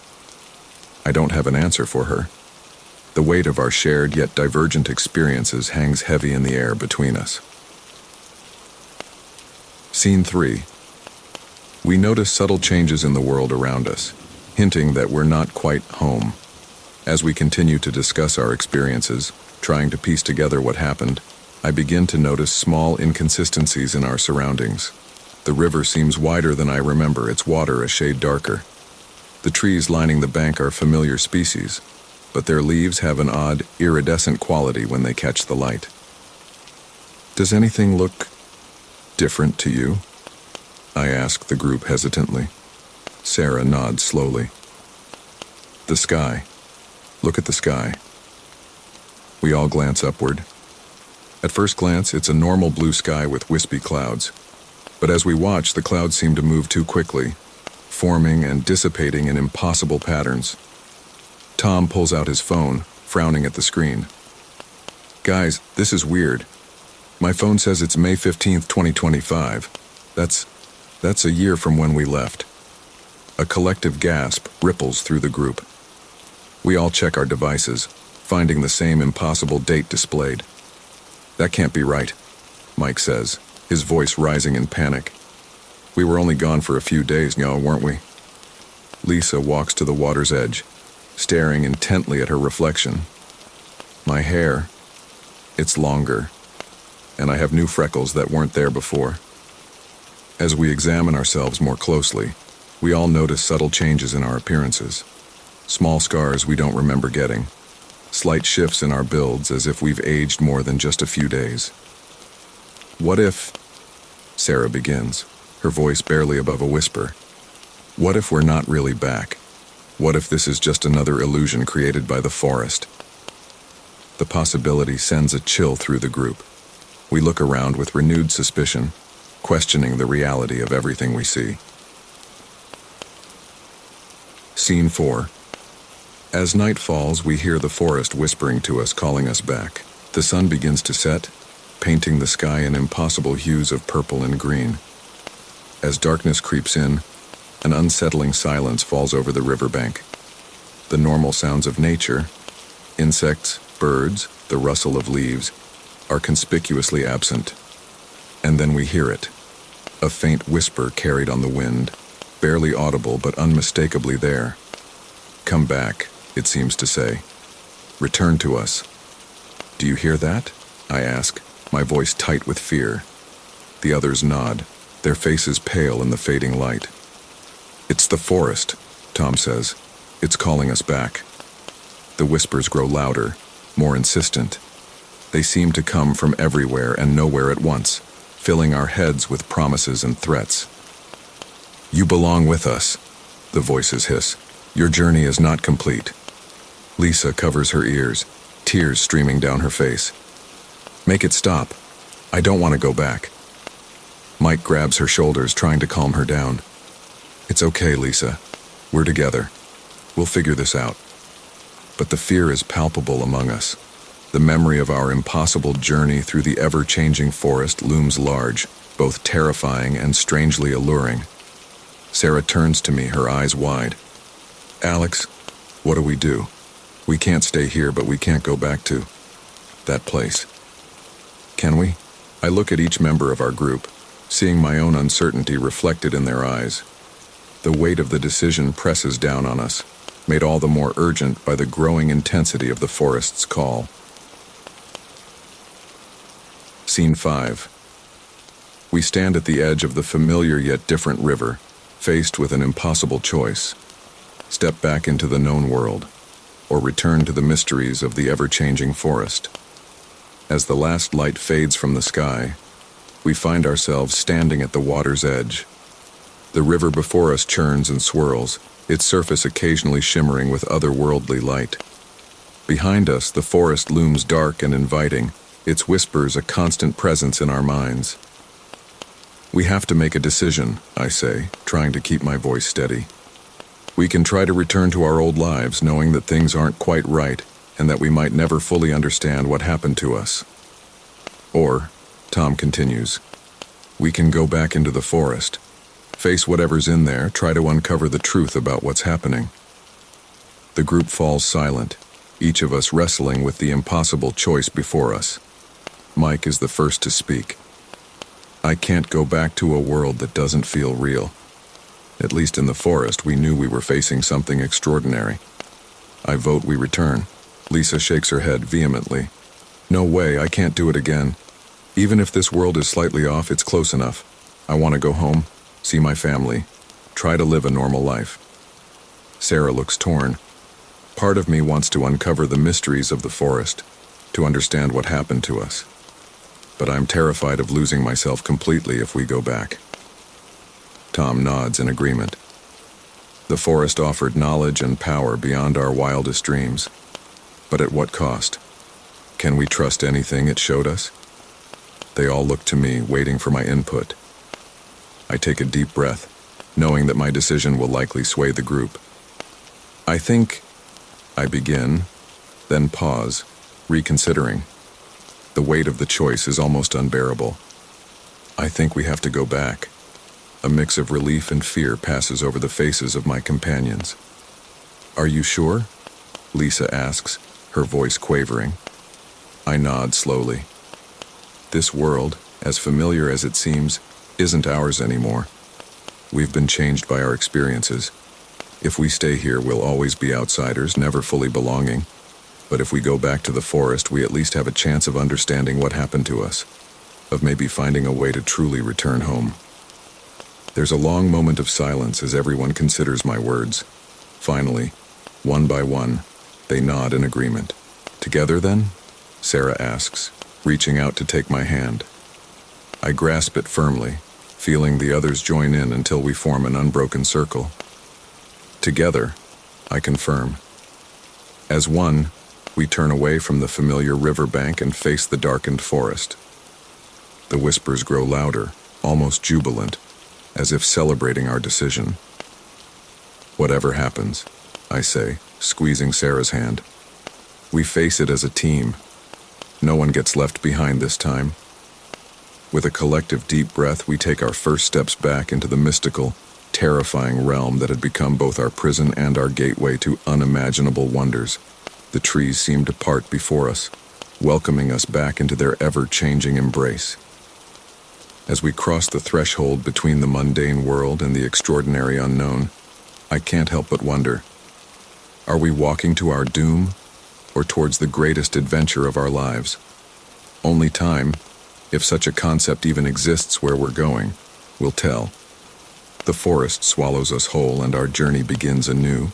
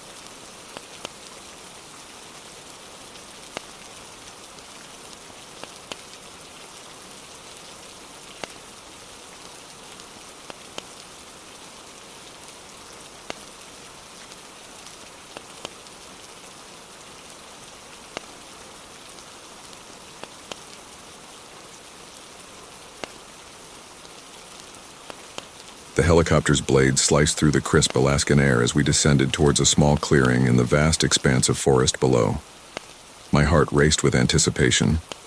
After months of planning and securing funding, our team of biologists was finally about to set foot in one of the most remote and unexplored regions of the Alaskan wilderness. As the chopper touched down, I turned to my colleague, Dr. John Chen. "Ready to make history, John?" He grinned, his eyes sparkling with excitement. "Born ready, Dr. Sarah Matthews. Let's see what secrets this forest is hiding." We disembarked, the wind from the departing helicopter whipping our hair and clothes. The pilot's voice crackled through our radio. "Remember, I'll be back in 2 weeks. Stay safe out there, docs." As the sound of the helicopter faded, an eerie silence settled over us. The dense forest loomed on all sides, its ancient trees standing like silent sentinels. The air was thick with the scent of pine and damp earth. "Let's set up camp first," I suggested, shouldering my heavy backpack. "Then we can start our preliminary survey." John nodded, already scanning the tree line. "Sounds good. I think I see a suitable spot over there." We spent the next few hours setting up our base camp, 2 high-tech tents designed to withstand the harsh Alaskan weather, a small portable lab, and our communication equipment. As I hammered the last stake into the ground, I couldn't shake the feeling that we were being watched. "Hey, Sarah," John called out, snapping me from my thoughts. "You've got to see this." I walked over to where he stood at the edge of our campsite. He pointed towards a small gap in the trees. "I think there's a clearing just beyond those trees. Might be a good place to start our survey." Curiosity piqued. We grabbed our basic gear and headed towards the gap. As we pushed through the undergrowth, the forest seemed to press in around us, the trees growing denser and the light dimming. Just as I was about to suggest turning back, we broke through into a small clearing. I stepped into the open space, my breath catching at the sight before me. The clearing was carpeted with flowers unlike anything I had ever seen before. Their petals were an iridescent blue that seemed to shift and change as the light hit them, and their stems were a deep, almost black green. "John," I whispered, afraid to break the spell of the moment. "Are you seeing this?" He nodded, his face a mixture of awe and disbelief. "I've never seen anything like it. These flowers, they're not in any of our databases." I pulled out my tablet, quickly snapping photos and inputting preliminary data. The shape of the petals, the coloration. It's all wrong for this region. For any region I know of, actually. As I leaned in to examine a blossom more closely, a sweet scent filled my nostrils. It was intoxicating, like nothing I'd ever smelled before. A mixture of honey, vanilla, and something else I couldn't quite place. I felt a wave of dizziness wash over me. "Sarah, you okay?" John's voice seemed to come from far away. I straightened up, shaking my head to clear it. "Yeah, just a bit lightheaded. Must be the altitude." John was about to reply when he suddenly stumbled, his eyes wide. "Whoa, did you see that?" "See what?" I asked, alarmed. He pointed at the ground, his hand shaking slightly. The ground. It was moving, like waves on the ocean. I looked where he was pointing, but saw only the still forest floor, covered in a carpet of fallen leaves and the strange flowers. "John, there's nothing moving down there." He blinked hard, then shook his head. "I could have sworn. Never mind. Must be tired from the trip." Despite the odd moment, we pressed on with our initial survey. We collected samples of the flowers, carefully placing petals, stems, and even some of the soil into sterile containers. As we worked, I couldn't shake a growing sense of unease. The sweet scent of the flowers seemed to permeate everything, making it hard to concentrate. "We should head back to camp," I said finally, noticing the lengthening shadows. "We can start analyzing these samples right away." John agreed, and we made our way back through the forest. By the time we reached our camp, the sun was setting, painting the sky in brilliant shades of orange and pink. We spent the evening running preliminary tests on our samples and comparing notes. The cellular structure of these flowers is like nothing I've ever seen, John mused, peering into a microscope.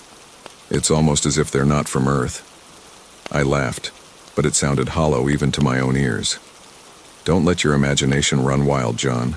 There's got to be a logical explanation. As night fell, we retired to our separate tents.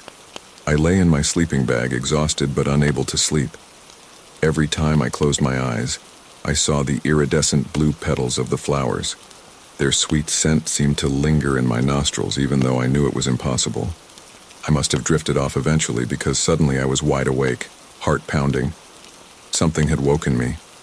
I lay still, straining my ears. There, a sound. A rustling, slithering sound like something moving across the tent walls. I fumbled for my flashlight, flicking it on with shaking hands. The beam swept across the tent walls, revealing nothing. Just the normal shadows cast by my gear. But as I watched, I could have sworn I saw the shadows move, crawling across the fabric like living things. I scrambled out of my sleeping bag, unzipping the tent with frantic hands. The cool night air hit me like a slap, clearing my head. The forest was silent and still under the light of the full moon. No strange shadows, no slithering sounds. Just a dream, I muttered to myself. Get a grip, Sarah. But as I turned to go back into my tent, a flicker of movement caught my eye. There, at the edge of our camp, was a single blue flower, its petals gleaming in the moonlight. I could have sworn it wasn't there earlier. As I stared, it seemed to turn towards me, like a face tracking my movement. A chill ran down my spine. I blinked hard, and when I looked again, the flower was gone. I stood there for a long moment, my heart racing. Part of me wanted to wake John, to tell him what I'd seen.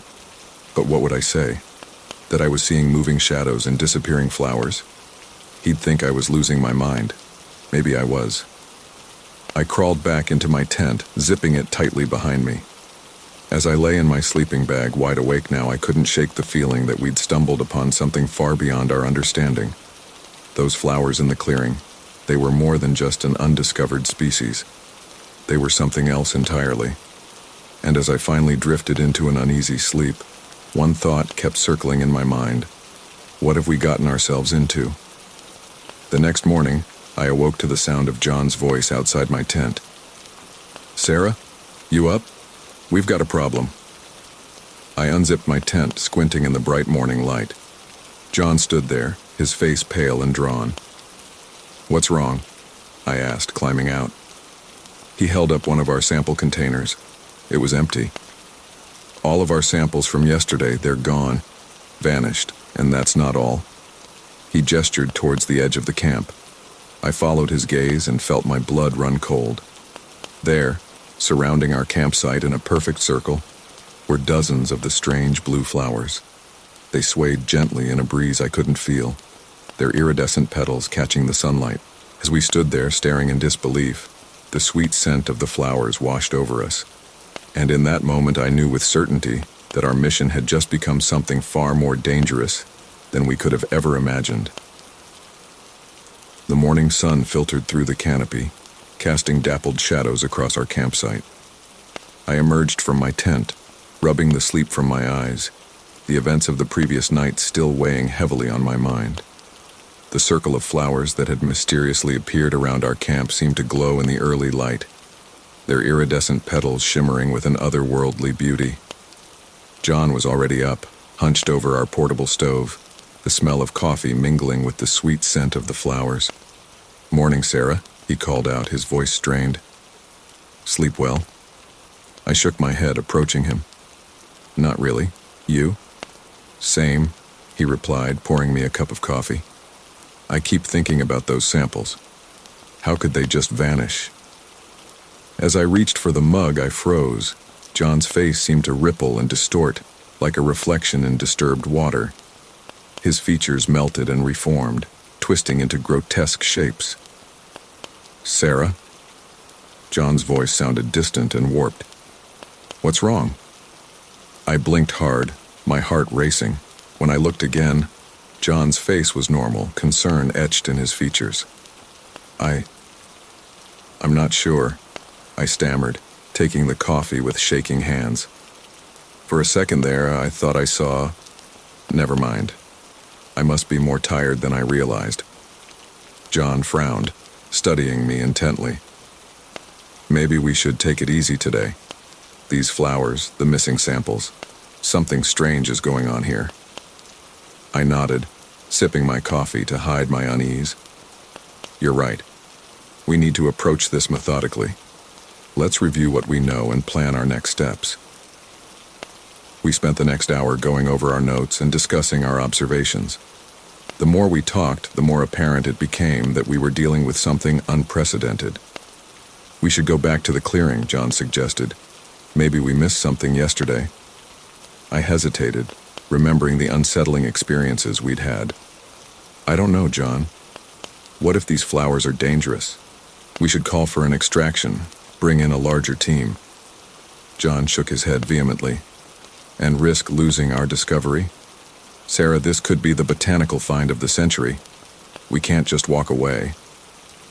As we argued, I noticed John's movements becoming increasingly erratic.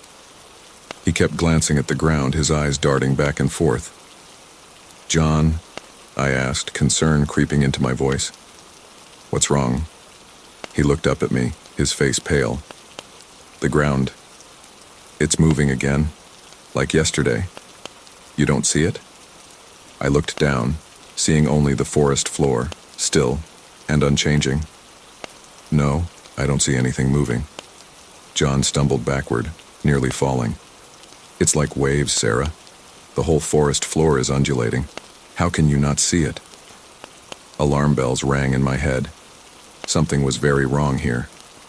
John, listen to me. I think these flowers are affecting us somehow. We need to leave now. But John wasn't listening. He was staring into the forest, his eyes wide with fear or wonder. I couldn't tell which.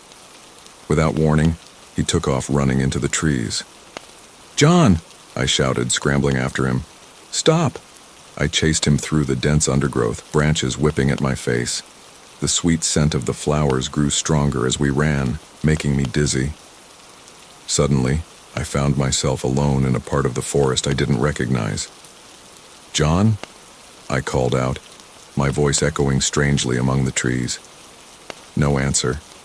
I spun around, trying to get my bearings, but everything looked unfamiliar.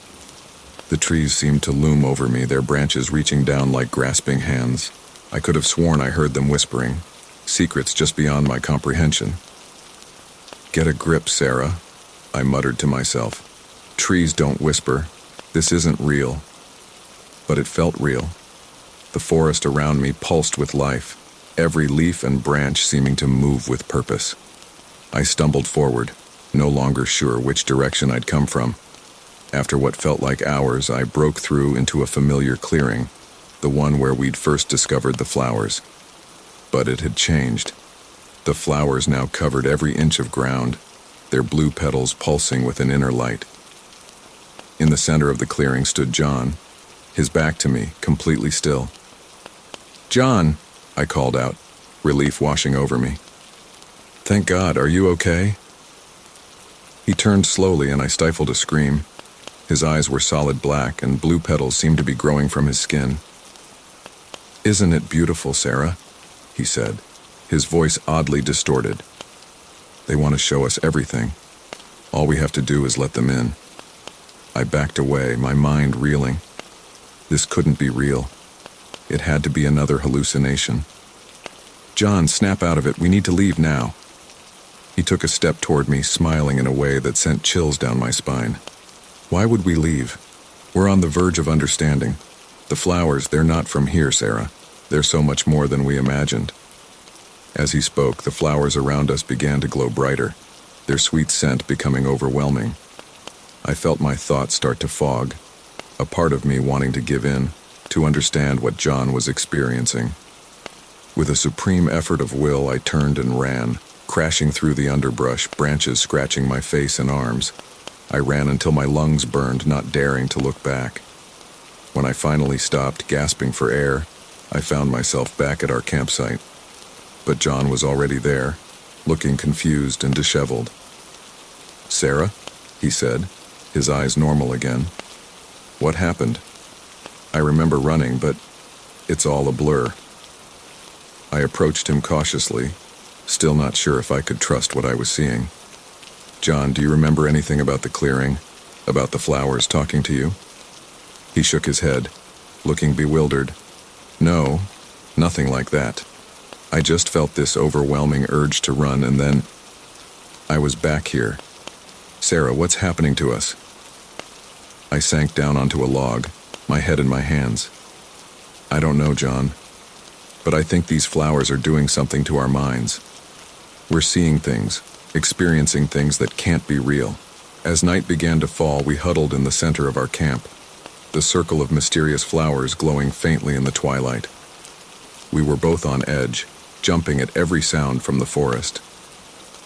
"We need to get out of here," I said, my voice barely above a whisper. "First thing in the morning, we radio for extraction." John nodded, his earlier enthusiasm replaced by fear. "Agreed. Whatever's going on here, it's beyond us. We need help." As we prepared for another uneasy night, I couldn't shake the feeling that the flowers were watching us, waiting. The line between reality and hallucination was blurring, and I wasn't sure how much longer we could trust our own senses. I zipped myself into my tent, my flashlight clutched tightly in my hand. Every shadow seemed to move, every rustle of leaves sounded like whispered words. As I lay there, trying to calm my racing thoughts, a terrifying realization settled over me. We were no longer the observers in this forest. We had become the subjects of some unfathomable experiment, and the flowers, whatever they truly were in control. Sleep eluded me as I stared at the roof of my tent, watching shadows that shouldn't exist dance across the fabric. The sweet scent of the flowers permeated everything, and with each breath I felt my grip on reality slipping further away. Tomorrow couldn't come soon enough, but a nagging doubt gnawed at me. Would we be able to leave, or had we already passed the point of no return? As the night wore on, the whispers from the forest grew louder, and I found myself straining to understand words that no human throat could produce. The boundary between waking and dreaming blurred, and I was no longer sure which state I was in. One thing was certain: our discovery in this remote Alaskan forest was far more dangerous than we could have ever imagined, and our fight for survival and sanity had only just begun. I jolted awake, my heart pounding in my chest. Sunlight filtered through the fabric of my tent, but something felt off. The air was thick with the cloying scent of the mysterious flowers, stronger than ever before. I unzipped my tent, and the sight that greeted me made my blood run cold. Our carefully organized camp was in complete disarray. Equipment was strewn about, sample containers lay shattered on the ground, and our communication gear was smashed beyond repair. I stumbled out, my mind reeling. "John?" I called out, my voice trembling. "John, where are you?" There was no response. John's tent was empty, his sleeping bag twisted as if he'd left in a hurry. Panic began to set in as I surveyed the destruction around me. "Think, Sarah, think," I muttered to myself, trying to piece together what had happened. But my memories of the night were a blur of vivid, terrifying dreams and moments of half-consciousness. Had I done this? Had John? Or was there something else out there in the forest? I began to gather what supplies I could salvage, my hands shaking. As I worked, I noticed something that made my breath catch in my throat. The circle of flowers around our camp had grown, encroaching further into our space. Their iridescent petals seemed to pulse with an inner light, even in the bright morning sun. A rustling from the forest made me spin around. "John?" I called out hopefully. "Is that you?" For a moment I thought I saw him standing at the edge of the clearing, but when I blinked, he was gone. Was my mind playing tricks on me again? "I've got to find him," I said aloud, trying to bolster my courage. I packed a day bag with water, some energy bars, and a first aid kit. As an afterthought, I grabbed a bandana and tied it around my face, hoping it might filter out some of the flower's scent. I plunged into the forest, calling John's name. The trees seemed to loom over me, their branches reaching down like gnarled fingers. Every rustle of leaves, every snapping twig made me jump. "John!" I shouted. "Where are you?" A voice seemed to answer, but it was distant and distorted. I couldn't tell if it was John or just my imagination. I pushed on, my sense of direction quickly becoming muddled in the dense undergrowth. Hours seemed to pass, though my watch told me it had only been minutes. The forest around me began to shift and change. One moment the trees were thick with summer foliage. The next, they were bare, as if in the depths of winter. I shook my head, trying to clear it, but the visions persisted. "This isn't real," I told myself firmly. "It's the flowers. They're affecting your mind." But even as I said it, I wasn't sure I believed it. Everything felt real. The cold bite of winter air, the crunch of snow beneath my feet, the sting of icy branches against my skin. Then, in the blink of an eye, it was summer again, the air humid and thick with the scent of blooming flowers. I stumbled on, my calls for John becoming more desperate.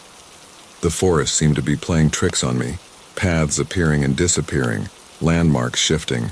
More than once I found myself back where I started, the destroyed campsite a stark reminder of my predicament.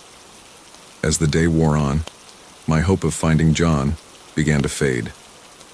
The forest grew darker, shadows lengthening and deepening. That's when I saw it, a flicker of movement in the corner of my eye. I spun around and there was John standing a few yards away. "John!" I cried out in relief. "Thank God. Are you okay?" But something was wrong. John didn't respond.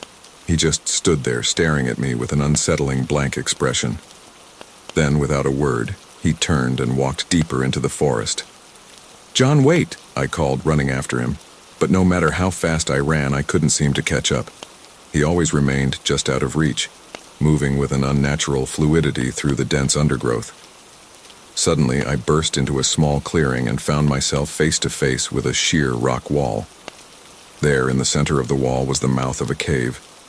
It was pitch black inside, but I could have sworn I saw movement in the darkness. "John?" I called out hesitantly. "Are you in there?" A voice echoed from the cave, but it didn't sound like John. It was deeper, resonant, almost inhuman. "Come in, Sarah. We have so much to show you." I took a step back, my heart racing. This was wrong. All wrong. But as I watched, the walls of the cave seemed to ripple and shift like water. It was beautiful and terrifying all at once. "This isn't real," I said aloud, squeezing my eyes shut. "When I open my eyes, it'll be gone." But when I opened them, the cave was still there. And now I could see shapes moving in the darkness, beckoning me forward. I took another step back, ready to run, when I heard John's voice, clear as day. "Sarah, help me. I'm trapped in here." Without thinking, I plunged into the darkness of the cave. The air inside was cool and damp, and that sickly sweet scent of the flowers was stronger than ever. As my eyes adjusted to the gloom, I gasped. The walls of the cave were alive with bioluminescent fungi pulsing with ethereal light. "John?" I called out, my voice echoing strangely. "Where are you?" The cave seemed to go on forever, twisting and turning. I lost all sense of time and direction as I wandered deeper and deeper. The bioluminescent light played tricks on my eyes, creating shifting shadows that seemed to move with purpose. After what felt like hours, I emerged into a large cavern. In the center stood a pool of water so still it looked like glass, and there, reflected in the surface of the pool, was John. "John!" I cried out in relief, rushing to the edge of the pool. But as I looked down, I realized something was terribly wrong. The reflection showed John, but he was speaking in that deep, resonant voice I'd heard earlier, and his eyes were solid black like empty voids. "We've been waiting for you, Sarah," the reflection of John said. "It's time for you to join us." I scrambled back from the pool, my mind reeling. "You're not John," I gasped. "What are you? What have you done with him?" The not John smiled, and it was the most terrifying thing I'd ever seen. We are the flowers, Sarah. We are the forest. We are everything. And soon, you will be too. As he spoke, I felt tendrils of something wrap around my ankles. I looked down to see vines creeping up my legs covered in those iridescent blue flowers. I tried to run, but I was rooted to the spot. "No!" I screamed, thrashing against the vines. "This isn't real! It can't be real!" But even as I fought, a small part of me wondered, what if it was real? What if everything I thought I knew was a lie? The flowers, the forest, this cave. What if they were showing me a truth beyond my comprehension? As the vines crept higher, the cavern began to spin around me. The sweet scent of the flowers filled my lungs, and I felt my consciousness starting to slip away. The last thing I saw before darkness took me was the reflection of not John in the pool, his black eyes boring into mine. "Welcome home, Sarah," he said. "Your journey is just beginning." And then, mercifully, everything went black. When I came to, I found myself back in the forest, lying on a bed of moss. The cave was nowhere to be seen. Had it all been a hallucination? A vivid, terrifying dream? I couldn't be sure anymore. As I sat up, groaning, I noticed something clutched in my hand. It was my journal, but I didn't remember bringing it with me. With shaking hands, I opened it to the last entry. There, in my own handwriting, but with no memory of writing it, was a single sentence. "The flowers are the key to everything." I stared at the words, a chill running down my spine. What did it mean? And more importantly, how much of what I was experiencing was real, and how much was in my mind? As the sun began to set, casting long shadows through the trees, I realized with a growing sense of dread that I might never know the answer. The line between reality and hallucination had blurred beyond recognition, and I was lost, not just in this forest, but in the labyrinth of my own mind. With no other option, I began the long trek back to what I hoped was our campsite. But as I walked, I couldn't shake the feeling that I was no longer alone in my own head. Something had changed in that cave, real or imagined, and whatever lay ahead, I knew that nothing would ever be the same again. The forest whispered around me, and this time I was almost certain I could understand what it was saying. The question was, did I want to? The days began to blur together, each one melting into the next like watercolors on a canvas left out in the rain. I found myself losing track of time, my journal entries becoming increasingly incoherent. The flower-induced hallucinations were growing more frequent and intense, making it difficult to distinguish reality from fantasy. I sat cross-legged in front of my tent, flipping through the pages of my journal. The once neat handwriting had devolved into a chaotic scrawl, interspersed with crude drawings of the alien flowers and bizarre symbols I didn't recognize. Day 7? Or is it 17, I muttered to myself, squinting at a particularly messy entry. The flowers are speaking to me now. They whisper secrets of the universe, but I can't understand. John is still missing. Or is he? I see him sometimes, but he's not the same. Nothing is the same anymore. A rustling in the undergrowth made me snap the journal shut. I looked up, heart racing, to see a group of people emerging from the forest. They were dressed in old-fashioned explorer gear, like something out of a 19th century expedition. "Hello there," called out a man with a thick mustache and pith helmet. "I say, are you lost as well? We've been wandering these woods for what feels like an eternity." I blinked hard, convinced I was hallucinating again. Who are you?" I managed to stammer. The man laughed heartily. "Why, we're the Hawthorne Expedition, of course, sent by the Royal Geographical Society to map this God-forsaken wilderness. I'm Dr. Reginald Hawthorne at your service." I stood up slowly, my mind reeling. The Hawthorne Expedition? But that was over a century ago. This couldn't be real. "I'm Dr. Sarah Matthews," I said cautiously. "I'm afraid you're a bit out of time. It's 2024. Dr. Hawthorne's bushy eyebrows shot up. 2024? Nonsense, my dear. It's 1886.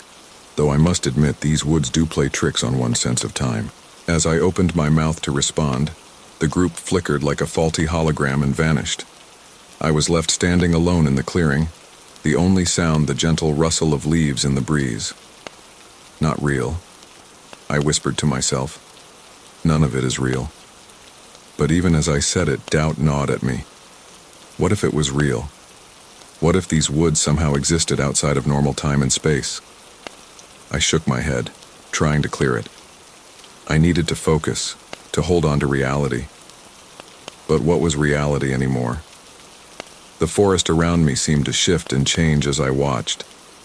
The trees grew taller, their bark morphing from rough to smooth and back again. Flowers bloomed and withered in seconds. I saw snow falling, only to melt instantly as summer heat shimmered in the air. "John!" I called out, desperate for something familiar. "John, where are you?" As if in answer, I heard his voice carried on the wind. "Sarah? Sarah, is that you?" I spun around, trying to locate the source of the voice. There, between two ancient oaks, I saw him. John stood with his back to me, scribbling furiously in a notebook. "John!" I cried, relief washing over me. I ran towards him, but no matter how fast I moved, he seemed to remain just out of reach. Finally, he turned to face me, but the sight made me stop in my tracks. John's eyes were completely black like pools of ink, and when he spoke, his voice echoed strangely. "Sarah," he said, his mouth moving out of sync with his words. "You need to listen carefully. The flowers, they're not what we thought. They're older than time itself. They show us things, Sarah. Terrible, wonderful things." I took a step back, my heart pounding. "John, what happened to you? We need to get out of here. Call for help." He laughed, but it was a hollow, eerie sound. "Get out? Why would we want to leave? We're on the brink of understanding everything, Sarah. The nature of reality, the secrets of the universe.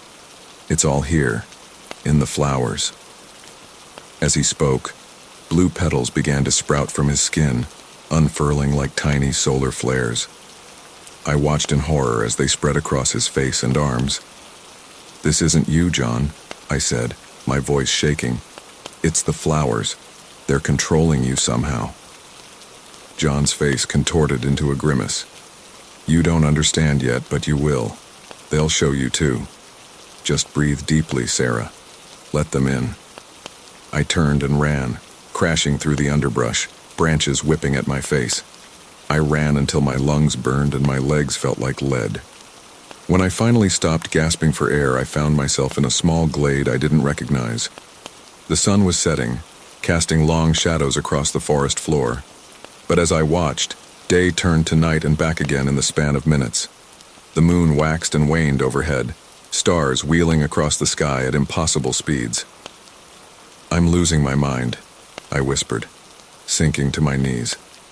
That's when I noticed something odd about the trees surrounding the glade. Their bark was covered in strange markings, like some kind of alien script. As I stared, the markings began to move, rearranging themselves before my eyes. A voice spoke from behind me, making me jump. "Beautiful, isn't it?" I whirled around to see an old woman standing there, her white hair wild and adorned with flowers. She smiled at me, revealing teeth-stained blue. "Who are you?" I asked, my voice barely above a whisper. "I am everyone and no one," she replied cryptically. "I've been here for an eternity and a moment. Time has no meaning here, child." I shook my head, trying to clear it. "Please, I need help. My friend, John, something's happened to him, and I can't tell what's real anymore." The old woman cackled, the sound sending shivers down my spine. "Real? What is real? The flowers show us truths beyond our comprehension. They open doors to realities we never knew existed. But I need to get back," I pleaded. "Back to my own time, my own reality." She fixed me with a piercing gaze. "Are you sure about that? Once you've seen beyond the veil, can you ever truly go back?" Before I could respond, she vanished, leaving behind only a faint echo of her laughter. I stumbled back to what I hoped was my campsite, my mind reeling from the encounters. As I approached, I realized with a jolt that something was very wrong. Our supplies, which should have lasted for 2 weeks at most, seemed barely touched. With trembling hands, I picked up my satellite phone.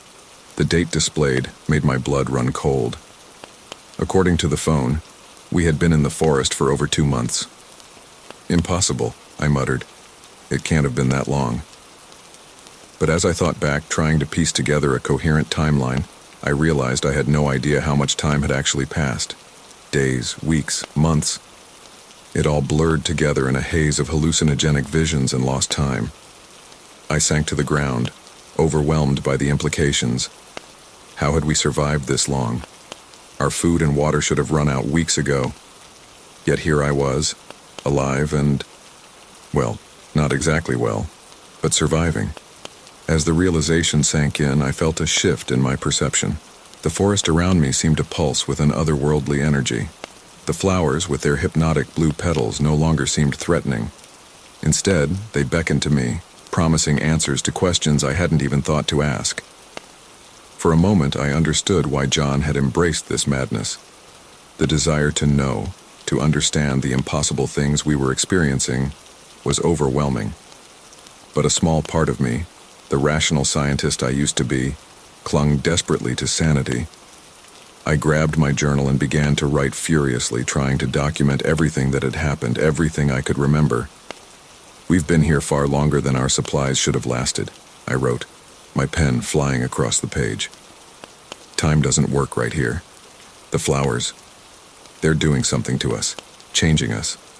I see things, impossible things. People out of time, realities bleeding into each other. John is lost to it now. Am I next? How long before I lose myself completely?" As I wrote, I felt a presence behind me. I turned slowly, half expecting to see another hallucination. But it was John, looking more like himself than he had in what felt like ages. "Sarah," he said softly, his eyes clear and familiar. "I think I'm starting to understand." I stood up, torn between relief at seeing him lucid and fear of what he might say next. "Understand what, John?" He smiled, and for a moment, I saw a flicker of that otherworldly blackness in his eyes. "Everything, Sarah. The flowers, the forest, time itself. It's all connected. And we're part of it now. We always have been." As he spoke, I felt the world shift around us. The forest seemed to breathe, the flowers pulsing with an inner light.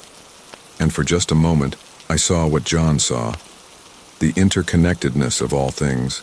The flow of time like a river with countless tributaries, realities stacked upon realities.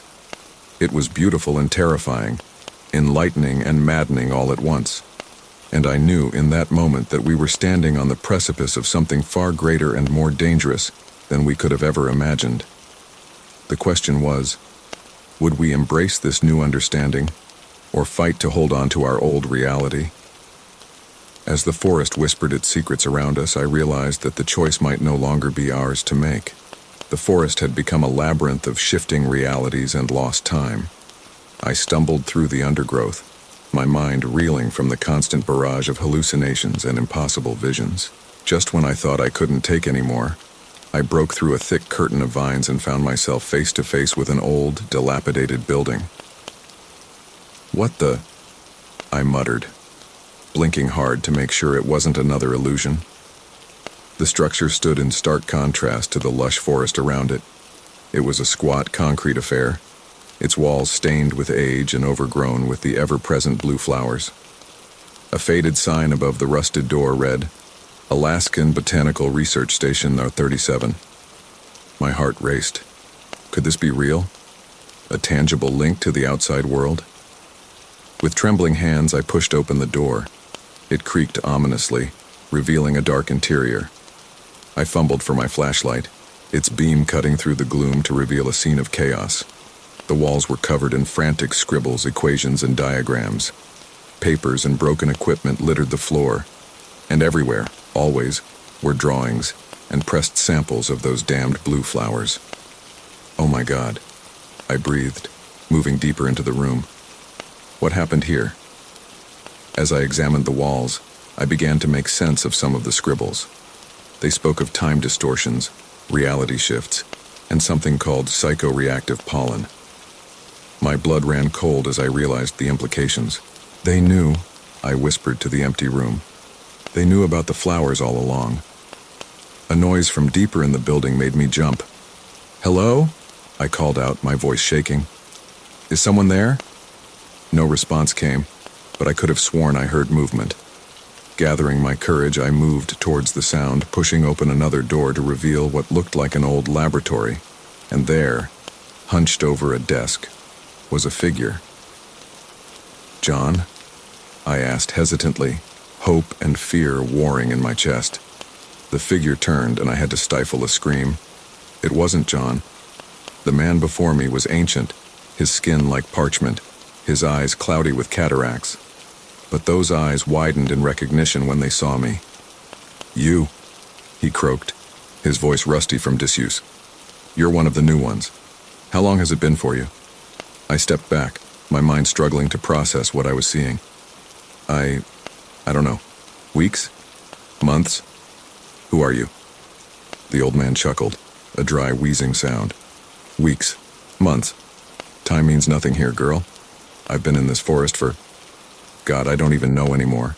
Decades, at least." He gestured for me to come closer, his movements slow and painful.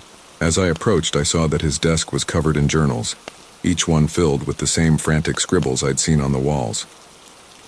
"My name is Dr. Edwin Reeves," he said, flipping open one of the journals. "I was part of the original research team sent to study these flowers. We thought we'd made the botanical discovery of the century. We had no idea what we were really dealing with." I leaned in, my scientific curiosity overriding my fear for a moment. "What do you mean? What are these flowers?" Dr. Reeves looked up at me, his cloudy eyes suddenly sharp. "They're not from this world, girl. Not from this reality, even. They're something other. Something that doesn't play by the rules of our universe." He pushed a journal towards me. I opened it with trembling hands, my eyes widening as I took in the contents. Detailed drawings of the flower's cellular structure, chemical analyses of the pollen, and page after page of observations on their effects. "The pollen," Dr. Reeves continued, "it doesn't just cause hallucinations. It alters perception on a fundamental level, changes the way the human mind interacts with reality itself." I shook my head, trying to process this information. "But why? What's the purpose?" The old scientist shrugged. "Who can fathom the motivations of something so alien? To study us, perhaps. To colonize. Or maybe this is just how they naturally spread, jumping from one reality to the next, using living creatures as their vectors." A chill ran down my spine as I remembered John, his skin erupting with blue petals. "They can take over people?" Dr. Reeves nodded gravely. "In the later stages, yes. The human body becomes a host, a living greenhouse for the flowers to spread their spores." I felt sick. "Is there any way to stop it? To reverse the effects?" The old man was silent for a long moment. When he spoke, his voice was heavy with regret. "We tried. God, how we tried. But the more we studied the flowers, the more they affected us. One by one, my colleagues succumbed. Some went mad. Others changed." He gestured to the room around us. "I've spent years trying to find a solution, but I fear it's too late for me. The flowers are in my brain now, rewiring my perception. Sometimes I can't tell if I'm awake or dreaming, if I'm in this lab or in some other reality altogether."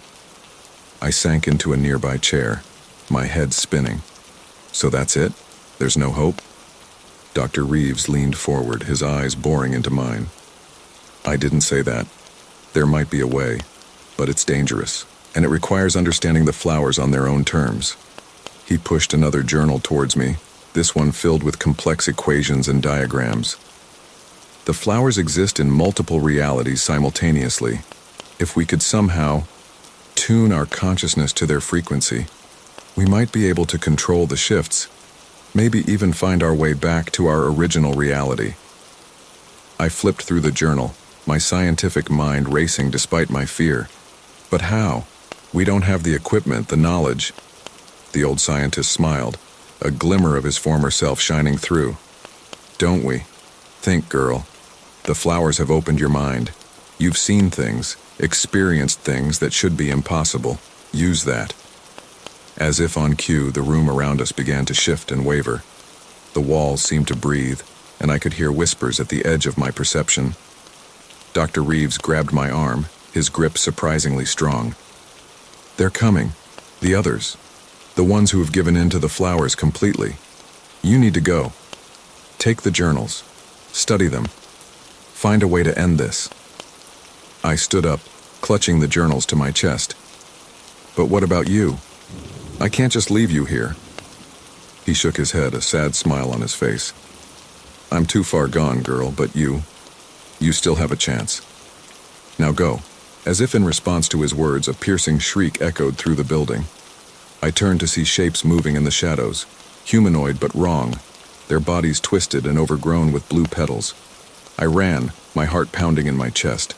Behind me, I heard Dr. Reeves's voice, strong and clear. Remember, the flowers are the key to everything. I burst out of the building and into the forest, not daring to look back.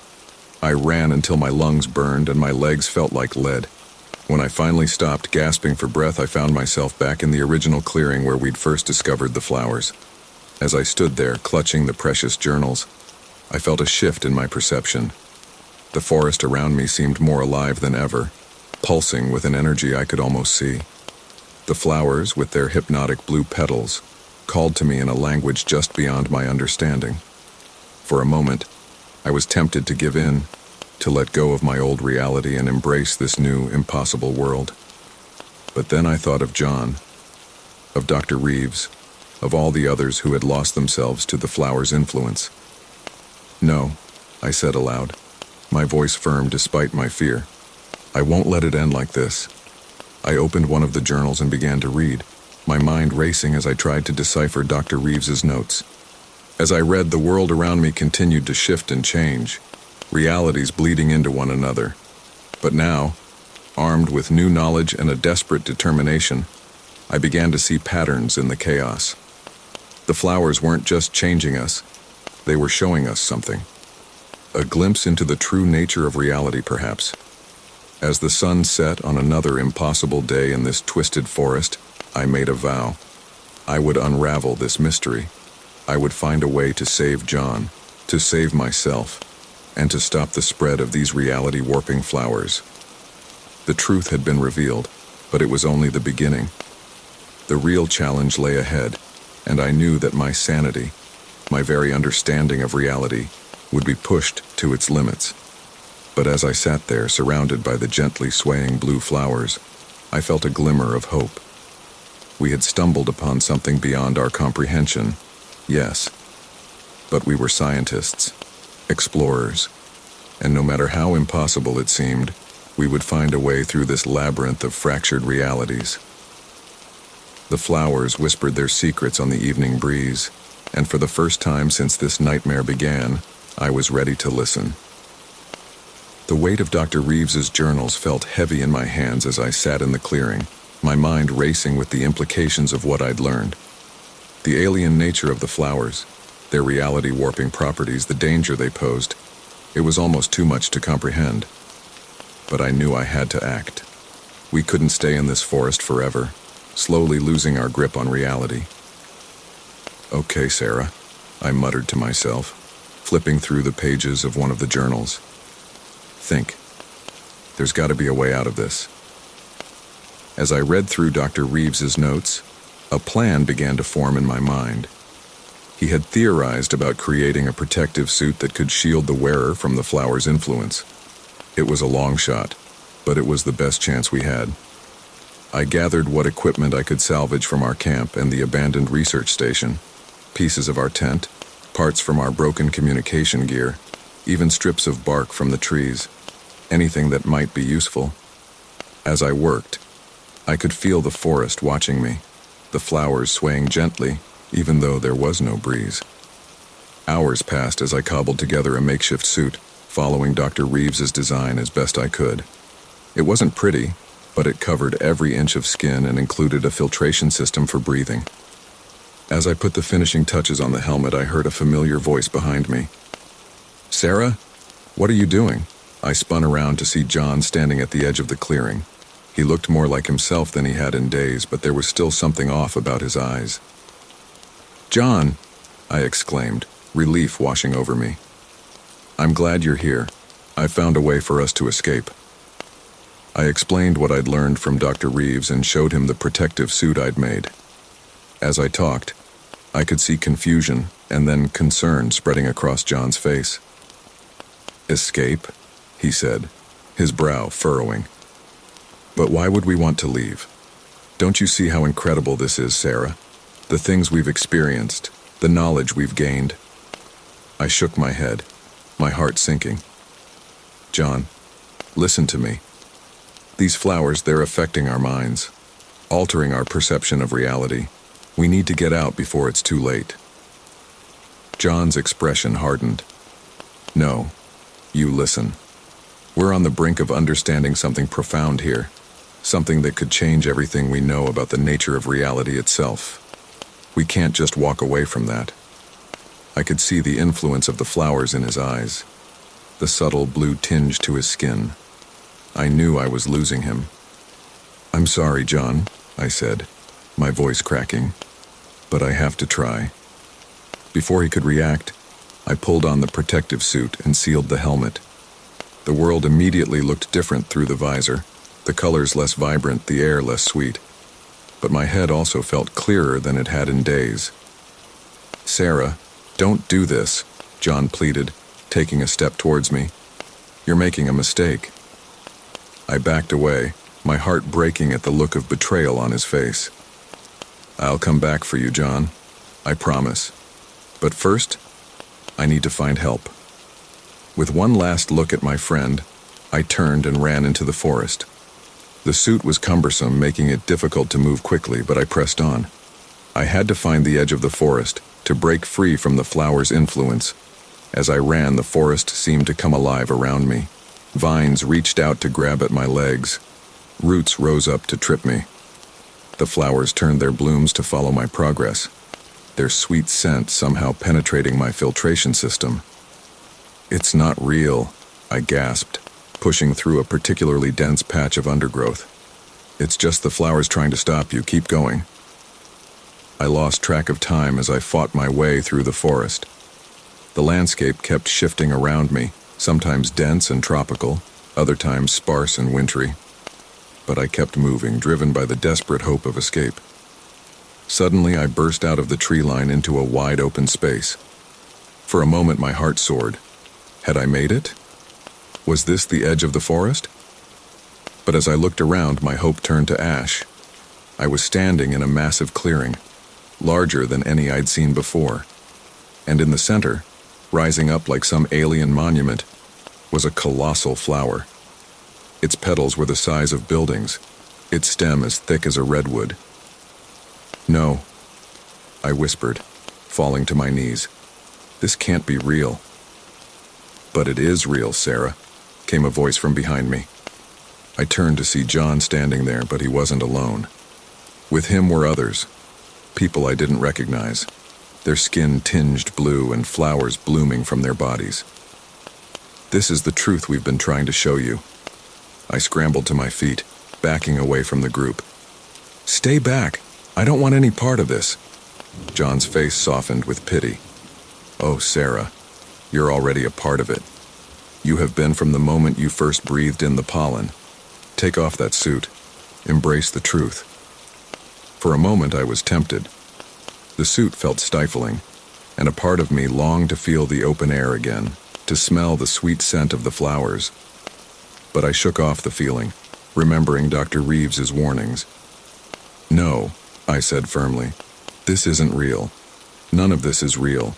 It's just another hallucination." I turned and ran again, pushing my tired body to its limits. Behind me I could hear the others giving chase, their voices blending with the whispers of the forest. As I ran, the world around me began to blur and shift even more dramatically. I saw impossible things. Cities made of living flowers, oceans of shimmering pollen, skies filled with floating islands. It was beautiful and terrifying, and I knew that if I stopped to look too closely, I'd be lost forever. Just when I thought I couldn't go on any longer, I saw something that made my heart leap. A break in the trees, and beyond it, what looked like a road. "Please be real," I gasped, summoning the last of my strength for a final sprint. I burst out of the forest onto the cracked asphalt of an old logging road. The sudden transition was jarring. One moment surrounded by impossible flora, the next standing on mundane human infrastructure. For a long moment I just stood there, afraid to believe it was real. Then, in the distance, I heard the most beautiful sound I could imagine. The rumble of an approaching vehicle. As a battered pickup truck came into view, I began waving my arms frantically. The truck slowed, and an old man leaned out the window, his eyes wide with surprise. "Holy smokes," he exclaimed. "Where'd you come from looking like that?" I realized how I must appear in my makeshift suit like some crazed astronaut emerging from the woods, but I didn't care. "Please," I said, my voice cracking with emotion. "I need help. My friend, he's still in there. We need to call the authorities to quarantine this area." The old man looked confused but concerned. "All right, miss. Hop in. We'll get you to town and sort this out." As I climbed into the truck, I took one last look at the forest. For a moment I thought I saw figures standing at the tree line, John and the others, watching me go. But then they were gone, and all I could see were trees and those omnipresent blue flowers. As the truck pulled away, taking me back toward civilization, I felt a mix of relief and guilt. I had escaped, but at what cost? John was still in there, along with who knew how many others, and the flowers were still there, waiting, growing, spreading their influence. I clutched Dr. Reeves's journals to my chest. Somehow, I had to convince people of the danger. I had to find a way to stop the spread of the flowers and rescue those trapped in their influence. As the forest receded behind us, I made a silent vow. This wasn't over. I would find a way back, with help and resources. I would save John and the others, and I would put an end to the flowers' reality-warping influence once and for all. But even as I made this promise, a small part of me wondered, was I truly free of the flowers' influence? Or had I just taken the first step into an even larger, more complex hallucination? Only time would tell. For now, all I could do was hold on to my sanity and hope that the world I was returning to was the real one. The rhythmic beeping of hospital monitors filled the air as I slowly regained consciousness. My eyes fluttered open, adjusting to the harsh fluorescent lights above. For a moment, I felt a wave of relief wash over me. I had escaped the forest. I was safe. But as I became more aware of my surroundings, a creeping sense of unease settled in my stomach. Something wasn't right. The walls of the hospital room seemed to pulse ever so slightly, and I could swear I caught a whiff of that sickeningly sweet floral scent. A nurse entered the room, her smile a little too wide, her eyes a little too bright. "Dr. Matthews, you're awake. How are you feeling?" I tried to speak, but my throat was dry and raw. The nurse handed me a glass of water, which I sipped cautiously. "Where am I?" I managed to croak out. "You're in Fairbanks Memorial Hospital," she replied. "You were found wandering along a logging road, babbling about flowers and alternate realities. You've been unconscious for 3 days." 3 days. Had it really been that long? My mind raced, trying to piece together what had happened after I got into that old man's truck. But my memories were hazy, dreamlike. "My colleague, John," I said, sitting up despite the protest of my aching muscles. "Did they find him? And the journals? Dr. Reeves's journals? Where are they?" The nurse's smile faltered for just a moment. "I'm sorry, but you were alone when they found you, and you didn't have any journals with you. Just rest now. The doctor will be in to see you soon." As she left the room, I felt a wave of panic rising in my chest. No journals, no sign of John. Had it all been a hallucination after all? I closed my eyes, trying to center myself, to separate reality from the lingering effects of the flowers. That's when it happened. In the darkness behind my eyelids, I saw a flash of iridescent blue. My eyes snapped open, but the image lingered. I blinked hard, and suddenly the hospital room melted away. I found myself standing in a vast field of the alien blue flowers, stretching as far as the eye could see in every direction. The sky above was a kaleidoscope of impossible colors. "What's happening?" I whispered, my heart racing. "Is this real?" "It's as real as anything else, Sarah," came a familiar voice. I turned to see John standing beside me, but he was different. His skin had a blue tinge, and small flowers bloomed from his arms and face. "You've finally opened your mind to us." I backed away, shaking my head. "No, this isn't real. I escaped. I'm in a hospital in Fairbanks." John smiled, but it wasn't his smile. It was something older, alien. "Are you? Or is that just another layer of the illusion?" "The flowers are showing you the truth, Sarah. It's time you understood." Before I could respond, the world shifted again. I was floating in a void, surrounded by pulsing strands of energy that I somehow knew represented the very fabric of reality. And intertwined with these strands were the flowers, their roots stretching across dimensions. A chorus of voices filled my mind, speaking in unison. "We are the flowers. We are the forest. We are everything and nothing. We have existed since the dawn of time and beyond, spreading across realities, seeding worlds, connecting the multiverse." Images flashed through my mind faster than I could process them. I saw the flowers landing on primordial Earth, dormant for eons. I saw the first humans stumbling upon them, their minds opening to new realities. I saw civilizations rise and fall, always with the flowers in the background, influencing, guiding, transforming. "Why?" I managed to ask, my voice sounding small in the vastness of this cosmic vision. "Why are you doing this?"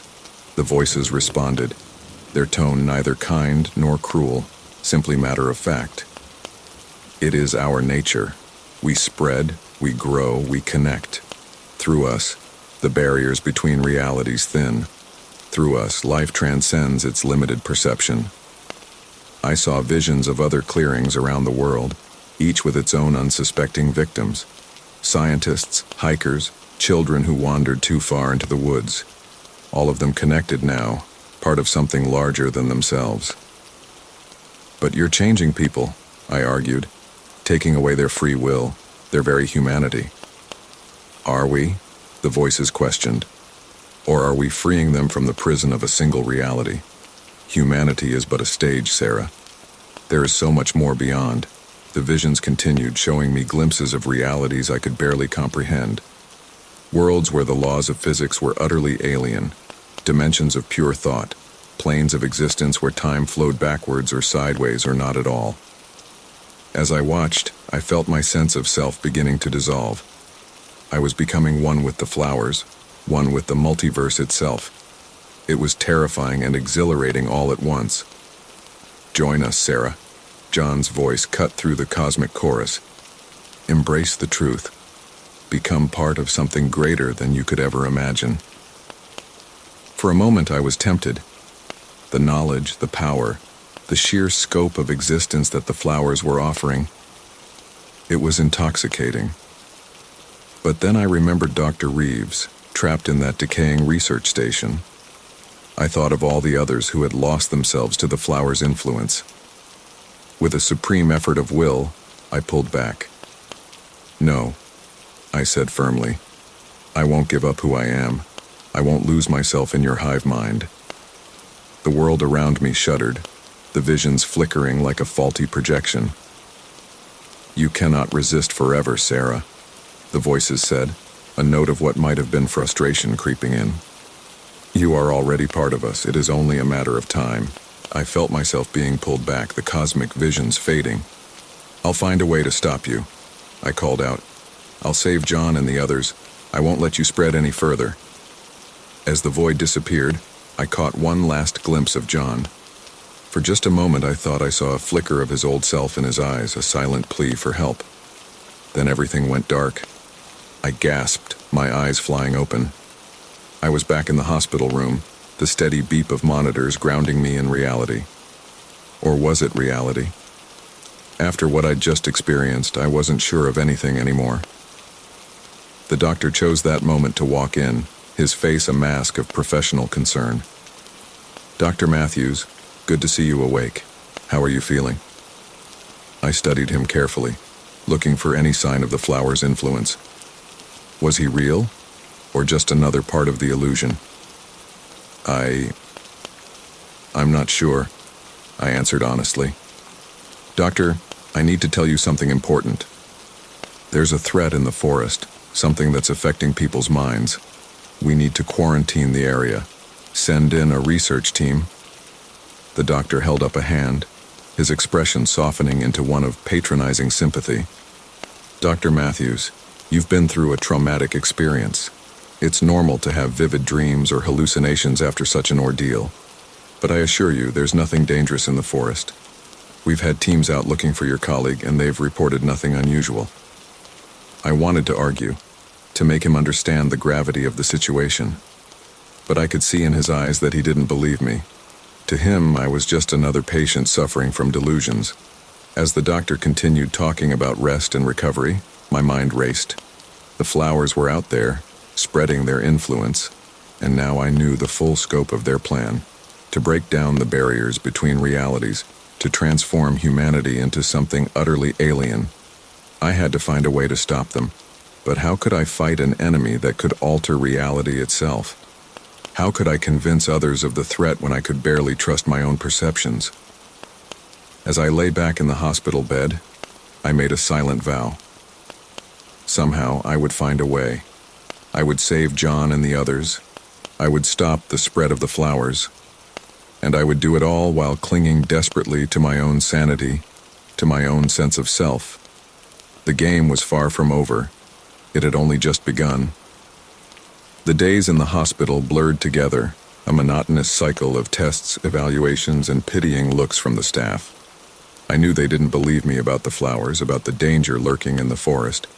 To them, I was just another unfortunate soul who had lost touch with reality. But I knew the truth, the visions of the hive mind, the cosmic scope of the flower's influence. It was all too vivid, too coherent to be mere hallucination. And beneath it all, a constant worry gnawed at me. What was happening to John? It was on my 5th day in the hospital when everything changed. I was sitting in my room, absently flipping through a magazine, when a commotion in the hallway caught my attention. Raised voices, the sound of running feet. Then my door burst open, and there stood John. "Sarah!" he exclaimed, his eyes wild, his clothes disheveled. "Thank God I found you." I leapt to my feet, my heart pounding. "John, is it really you?" He nodded, glancing nervously over his shoulder. "We don't have much time. They're coming. We need to get out of here." I hesitated, studying him closely. He looked like the old John, no sign of the blue-tinged skin or sprouting flowers I'd seen in my vision.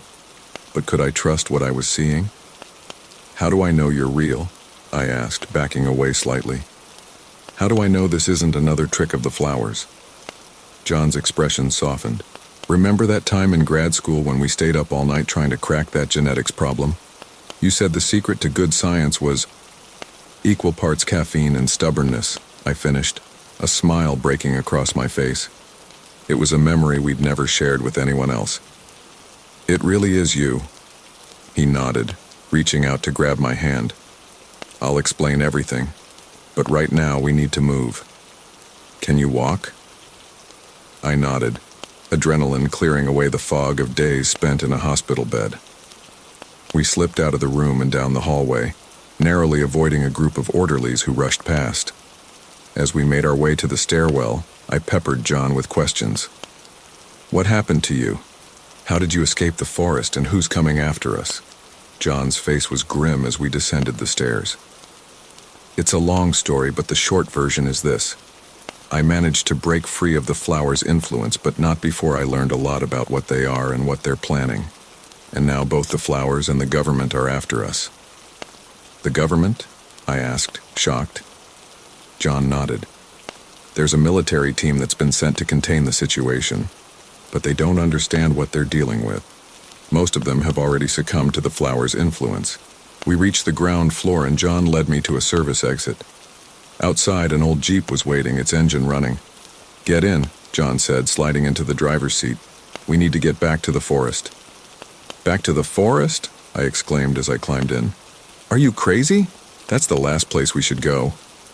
John gunned the engine, peeling out of the parking lot. Trust me, Sarah. It's our only chance to stop this thing. As we sped through the streets of Fairbanks, John filled me in on what had happened after I'd escaped. He'd managed to fight off the flowers' influence long enough to realize what was happening. Using the knowledge he'd gained from communing with the hive mind, he'd found a way to shield his mind from their control. It's not perfect, he admitted. I can still feel them trying to get in. But for now, I'm free. But why go back? I asked. Shouldn't we be warning people, getting help? John shook his head. Who would believe us? And even if they did, it's too late for conventional methods. The flowers are spreading, Sarah, faster than we could have imagined. Our only hope is to use their own power against them. As we drove, I noticed John taking a circuitous route, constantly checking the rearview mirror. Are we being followed? I asked. Probably, he replied grimly. Like I said, the military is involved now, and they're not the only ones after us. Just then, a black SUV swerved into view behind us, gaining quickly. Hang on, John shouted, yanking the wheel hard. We careened down a side street, tires screeching. The next few minutes were a blur of sharp turns and near misses as John tried to shake our pursuit. Despite the danger, I couldn't help but feel a thrill of excitement. After days of being treated like a delusional patient, it was vindicating to have proof that there really was something going on. Finally, John pulled off onto a secluded dirt road, killing the engine and lights. We sat in tense silence as the SUV roared past our hiding spot. That was close, I breathed. John nodded, his knuckles white on the steering wheel. Too close. We need to ditch this car and find another way to the forest. As we sat there, catching our breath, a thought occurred to me. John, I said slowly, how did you know where to find me? And where did you get this car? A small smile played across his lips. Ah, that's where our new allies come in. Allies? I asked, surprised. John nodded. There's a resistance group, Sarah. People who've encountered the flowers and managed to retain some of their autonomy. They've been fighting this thing for years. This was almost too much to process. A resistance? How? Why haven't they gone public with this? Would you have believed them? John asked pointedly. Besides, the flowers have ways of discrediting those who try to expose them, manipulating perceptions, altering memories. It's safer to work in the shadows. He started the car again, pulling back onto the main road. There's a safe house nearby. We'll meet some of the others there and plan our next move. An hour later, we pulled up to a nondescript cabin on the outskirts of a small town. As we approached, the door opened, revealing a woman with graying hair and sharp eyes. You made it, she said, ushering us inside. We were starting to worry. The cabin's interior was a hive of activity. Maps and charts covered the walls, and a group of people huddled around a table covered in what looked like scientific equipment. Sarah, this is Dr. Elena Rossi, John said, introducing the woman who had let us in. She was part of an Italian research team that encountered the flowers in the Alps 5 years ago. Dr. Rossi nodded gravely. Welcome to the Resistance, Dr. Matthews. I'm sorry we had to meet under these circumstances. Over the next few hours, I was introduced to the rest of the group. There was Major David Chen, a former military man who had been part of an early containment effort. Aisha Malik, a botanist who had stumbled upon a growth of the flowers in a remote part of India. And others, each with their own story of encounter and narrow escape from the flowers' influence. As we talked, I began to understand the true scope of what we were facing. The flowers weren't just in our Alaskan forest. They had footholds all over the world, slowly spreading their influence. But how have they remained hidden for so long? I asked. Dr. Razi sighed. They're patient, and they're clever. They don't need to conquer the world overnight. They're content to slowly spread, to infiltrate and influence from the shadows. Until now, Major Chen added grimly. Something's changed. They're becoming more aggressive, spreading faster. That's why we need to act now. As the group discussed strategies and shared intelligence, I found myself drifting towards a corner where an old man sat, tinkering with what looked like a modified radio. You must be Sarah, he said without looking up. I'm Dr. Howard Griffin. I believe you've read my journals. I gasped. Dr. Reeves, but how? I thought you were still in the forest. He chuckled, finally meeting my eyes. They were clear and sharp, with no sign of the clouded confusion I'd seen in the research station. I managed to escape, with a little help from our friends here. The man you met in the forest was, well, let's just say the flowers are very good at creating convincing illusions. My mind reeled at this new information. But why? Why create an illusion of you trapped in the forest? Dr. Griffin's face turned serious. To test you, I suspect. To see how you'd react to the information in my journals. The flowers are always watching, always testing. It's how they learn about us, how they refine their strategies. I sank into a chair beside him, overwhelmed. So what do we do now? How do we stop them? He held up the device he'd been working on. This is part of the answer. It's a device that can disrupt the flower's psychic field. It's not perfect, but it can give us an edge. Just then, John called for everyone's attention. We've got a plan, he announced. But it's risky, and we'll need everyone's help. As he laid out the details, I felt a mix of fear and determination settling in my gut. We were going to return to the heart of the flower colony, to the massive bloom I'd seen in my vision. And there, using a combination of Dr. Griffin's technology and the knowledge we'd gained from our encounters with the flowers, we would attempt to sever their connection to our reality. It's a one-way trip, Major Chen warned. Once we're in, there's no guarantee we'll be able to get out. I looked around the room, at this group of strangers united by their experiences with the impossible. They had all risked everything to fight against a threat most of the world didn't even know existed. And now they were prepared to risk even more. I'm in, I said, standing up. Whatever it takes, we have to stop this. John smiled, a hint of his old self shining through. That's the Sarah I remember, always ready to charge into the unknown in the name of science. As the group dispersed to make final preparations, I pulled John aside. Are you sure about this? I asked quietly. You've been under their influence longer than any of us. How do you know you're really free? John's face softened. I don't, he admitted. Not completely. But that's why I need you there, Sarah. You've always been my anchor, my reality check. Whatever happens in there, whatever we face, I'm counting on you to keep me grounded. I nodded, feeling the weight of responsibility settling on my shoulders. As I looked around at our makeshift team of scientists, soldiers, and survivors, I realized that this was it, the final push, our last chance to stop the flowers from reshaping our world in their image. The sun was setting as we loaded our gear into a convoy of rugged vehicles. As I climbed into one of the trucks, I caught a glimpse of the forest on the horizon. Even from this distance, I could swear I saw a faint blue glow emanating from the trees. Ready?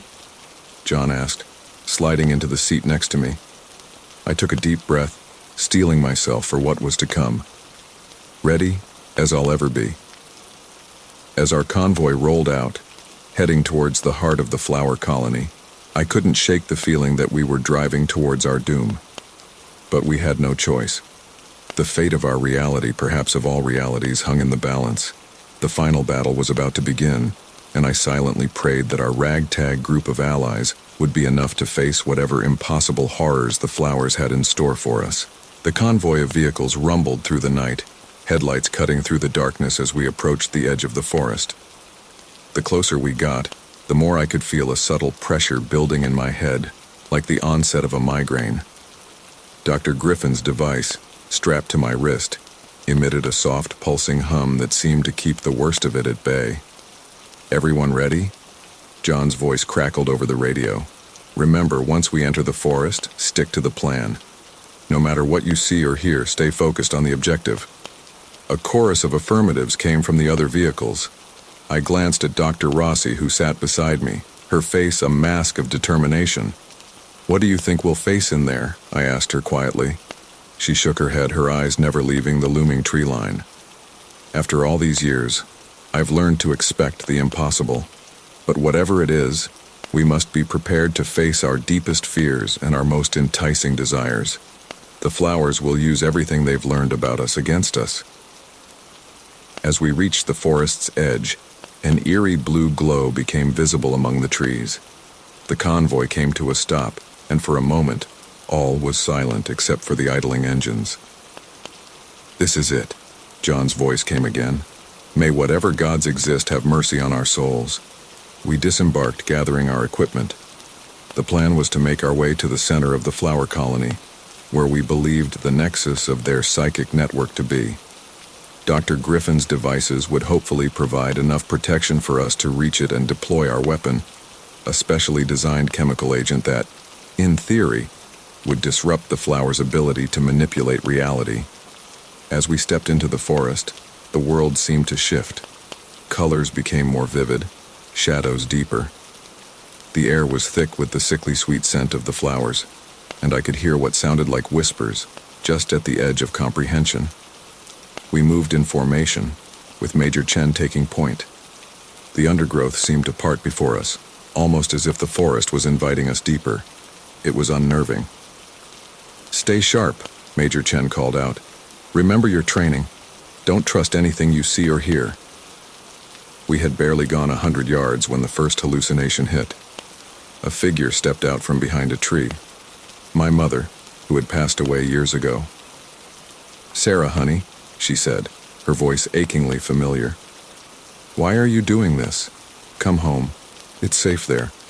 You don't need to fight anymore." I felt a lump in my throat, my steps faltering. Dr. Rossi grabbed my arm, her grip painfully tight. "It's not real, Sarah," she hissed. "Focus." I shook my head, blinking hard. When I looked again, my mother was gone. But the image had shaken me more than I cared to admit. As we pressed on, more visions assailed us. Each person seemed to be fighting their own personal battle against the flower's illusions. I saw John stumble as he swatted at something only he could see, and Aisha Malik fell to her knees, sobbing, before Major Chen roughly pulled her to her feet. The forest around us was changing too. At times, the trees would stretch impossibly high, their canopy blocking out the sky.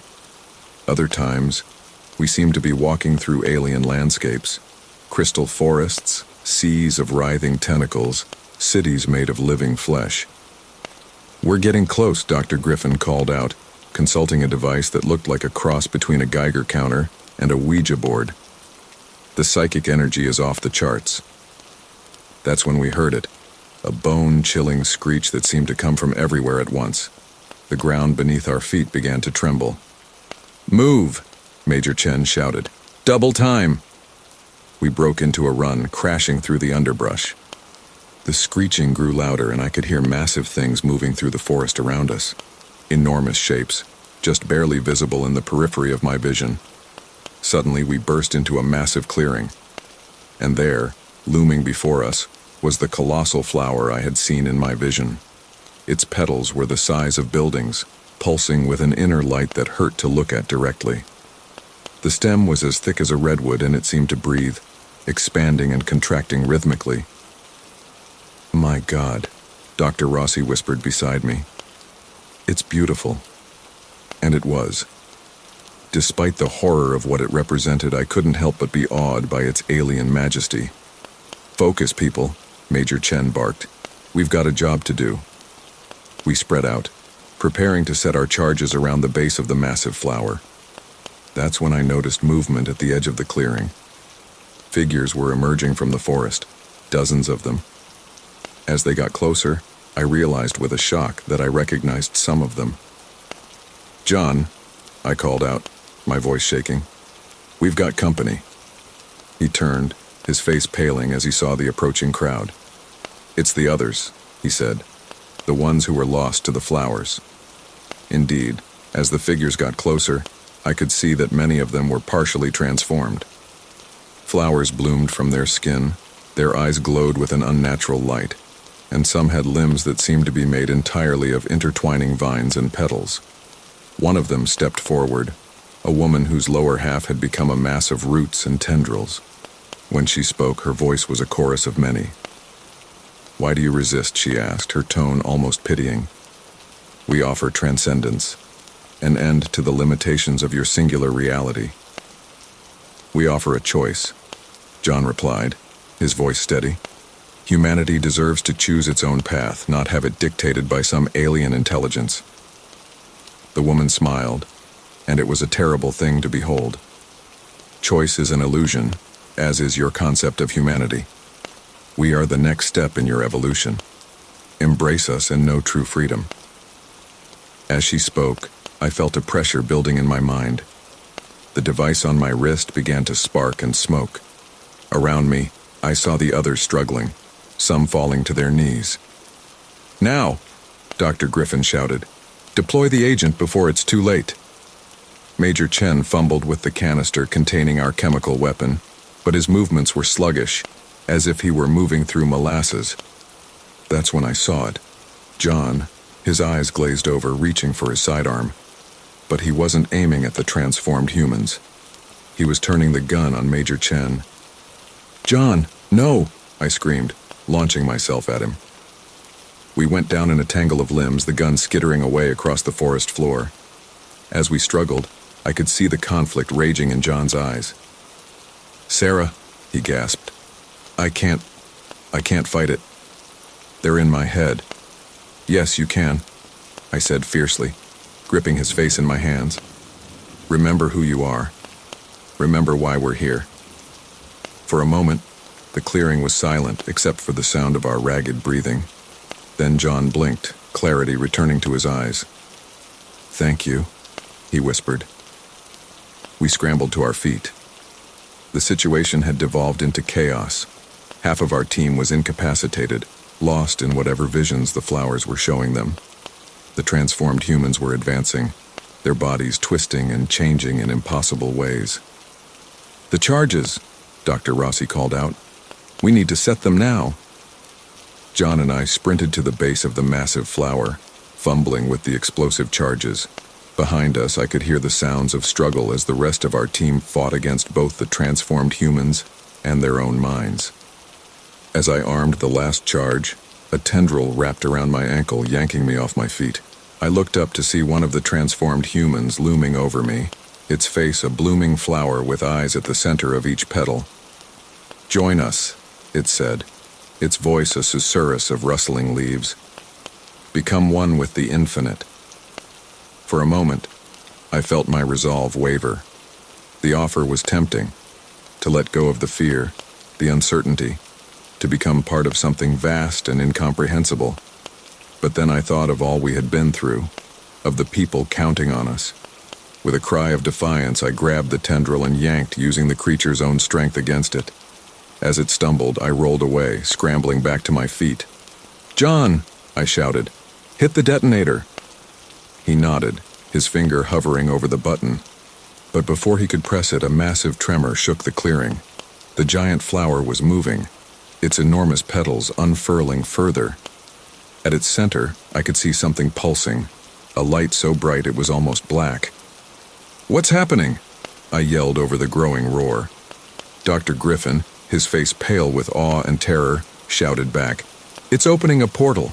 If it succeeds, it'll tear a hole between realities. Our world will be overrun." The transformed humans had stopped advancing, their faces turned up towards the opening flower in rapturous joy. The air itself seemed to be rippling, reality bending and warping around us. In that moment, as I stood on the precipice of either salvation or annihilation, a strange calm settled over me.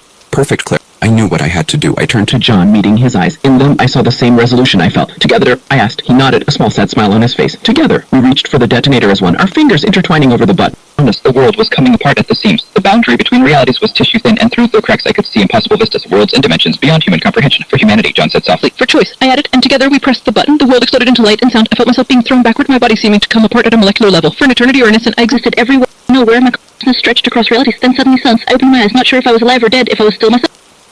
Something else entirely. The clearing was in ruins, the massive flower reduced to smoldering chunks of alien vegetation. Our team lay scattered about, some moving weakly, others ominously still.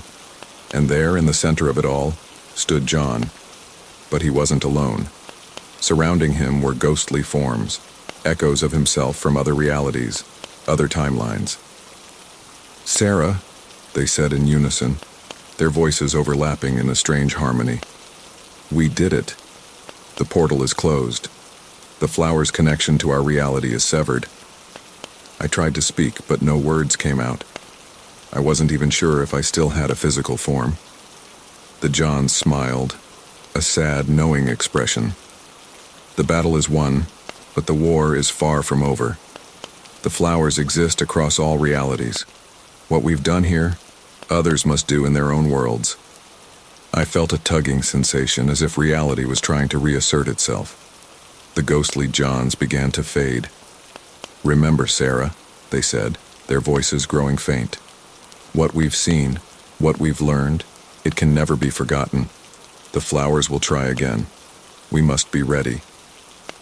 And then they were gone, leaving only our John standing there, swaying on his feet.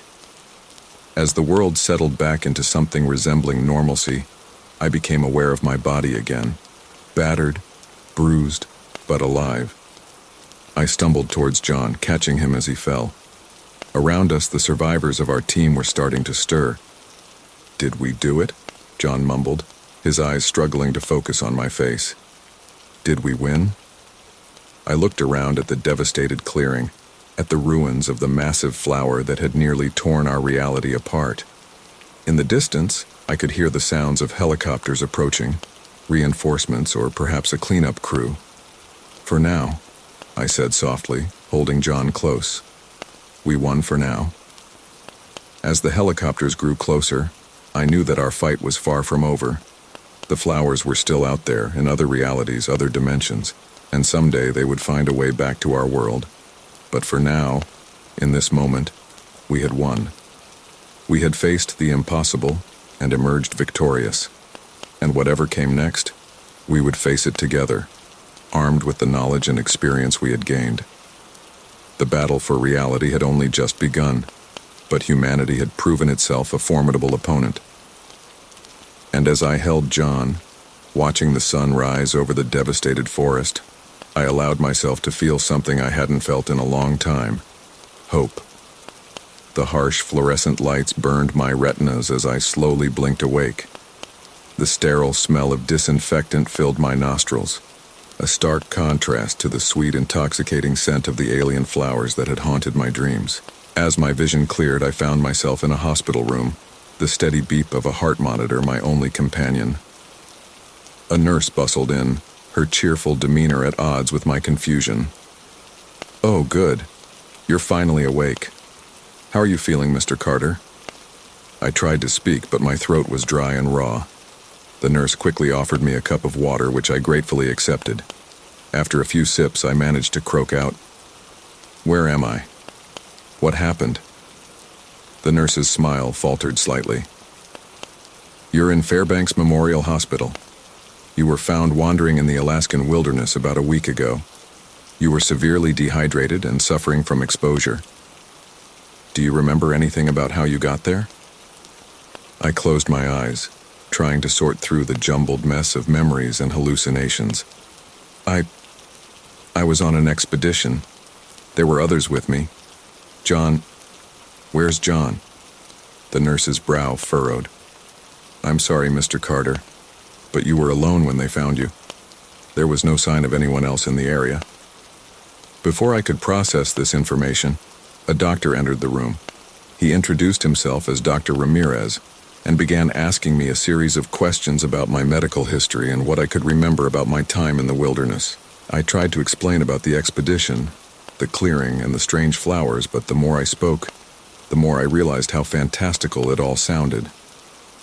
Dr. Ramirez exchanged a concerned glance with the nurse. "Mr. Carter, it's not uncommon for individuals who have been through traumatic experiences to have vivid hallucinations or false memories. We're going to run some more tests and have you speak with a psychiatrist."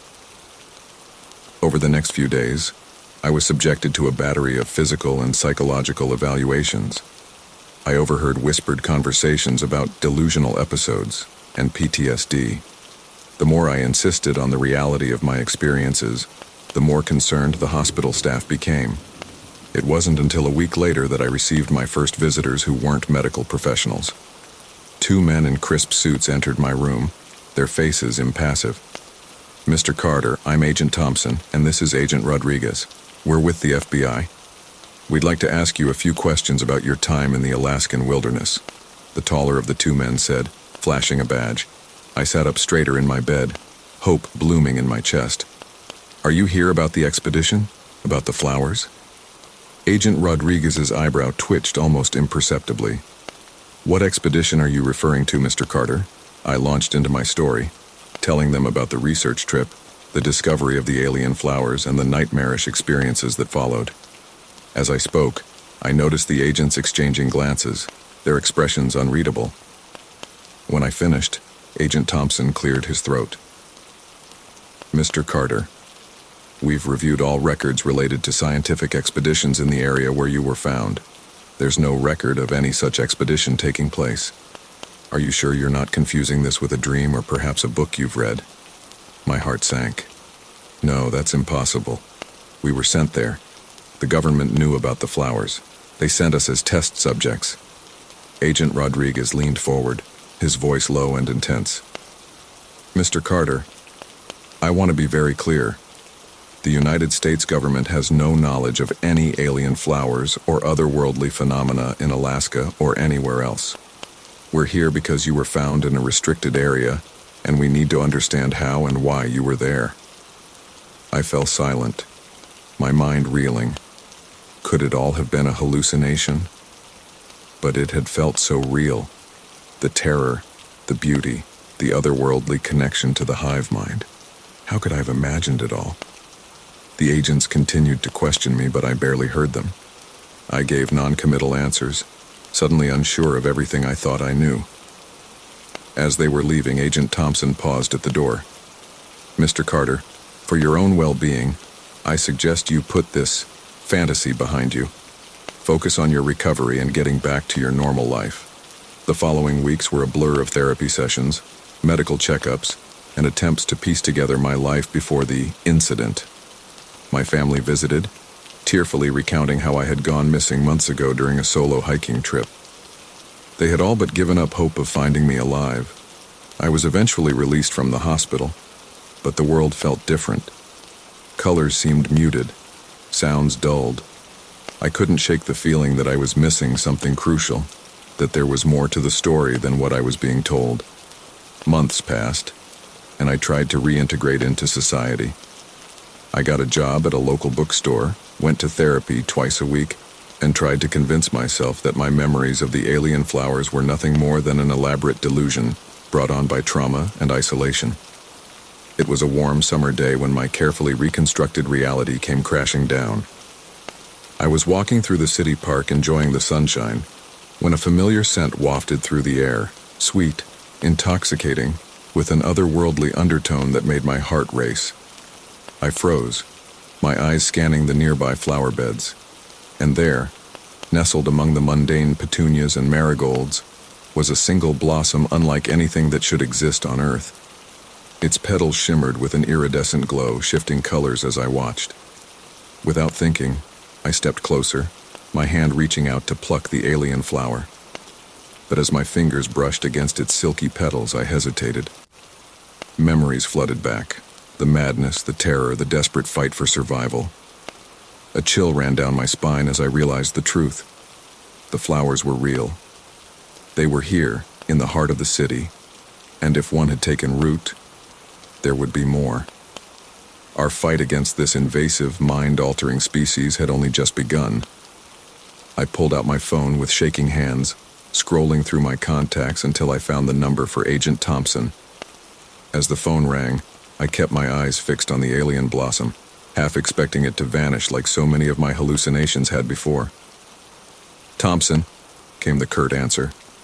"Agent Thompson, it's James Carter. I found one. In the city park. It's real. They're here." There was a long pause before Thompson spoke again, his voice tense. "Stay where you are, Mr. Carter. Don't touch anything. We'll be there in 5 minutes." As I waited, my mind raced with the implications of this discovery. How many other plants were out there, slowly spreading their influence? How long before someone else stumbled upon a clearing like the one that had nearly destroyed me? I looked around at the families enjoying the park, the children laughing and playing, all oblivious to the potential threat growing right under their noses. In that moment, I knew that my life would never truly return to normal. I had seen behind the veil, glimpsed a truth that most of humanity wasn't ready to face. As sirens approached in the distance, I steeled myself for the challenges ahead. Whether the government admitted it or not, Earth was under threat from an alien invasion, not of little green men in flying saucers, but of beautiful, deadly flowers that could reshape reality itself. The fight for our planet, for our very perception of reality, had only just begun, and like it or not, I was now on the front lines.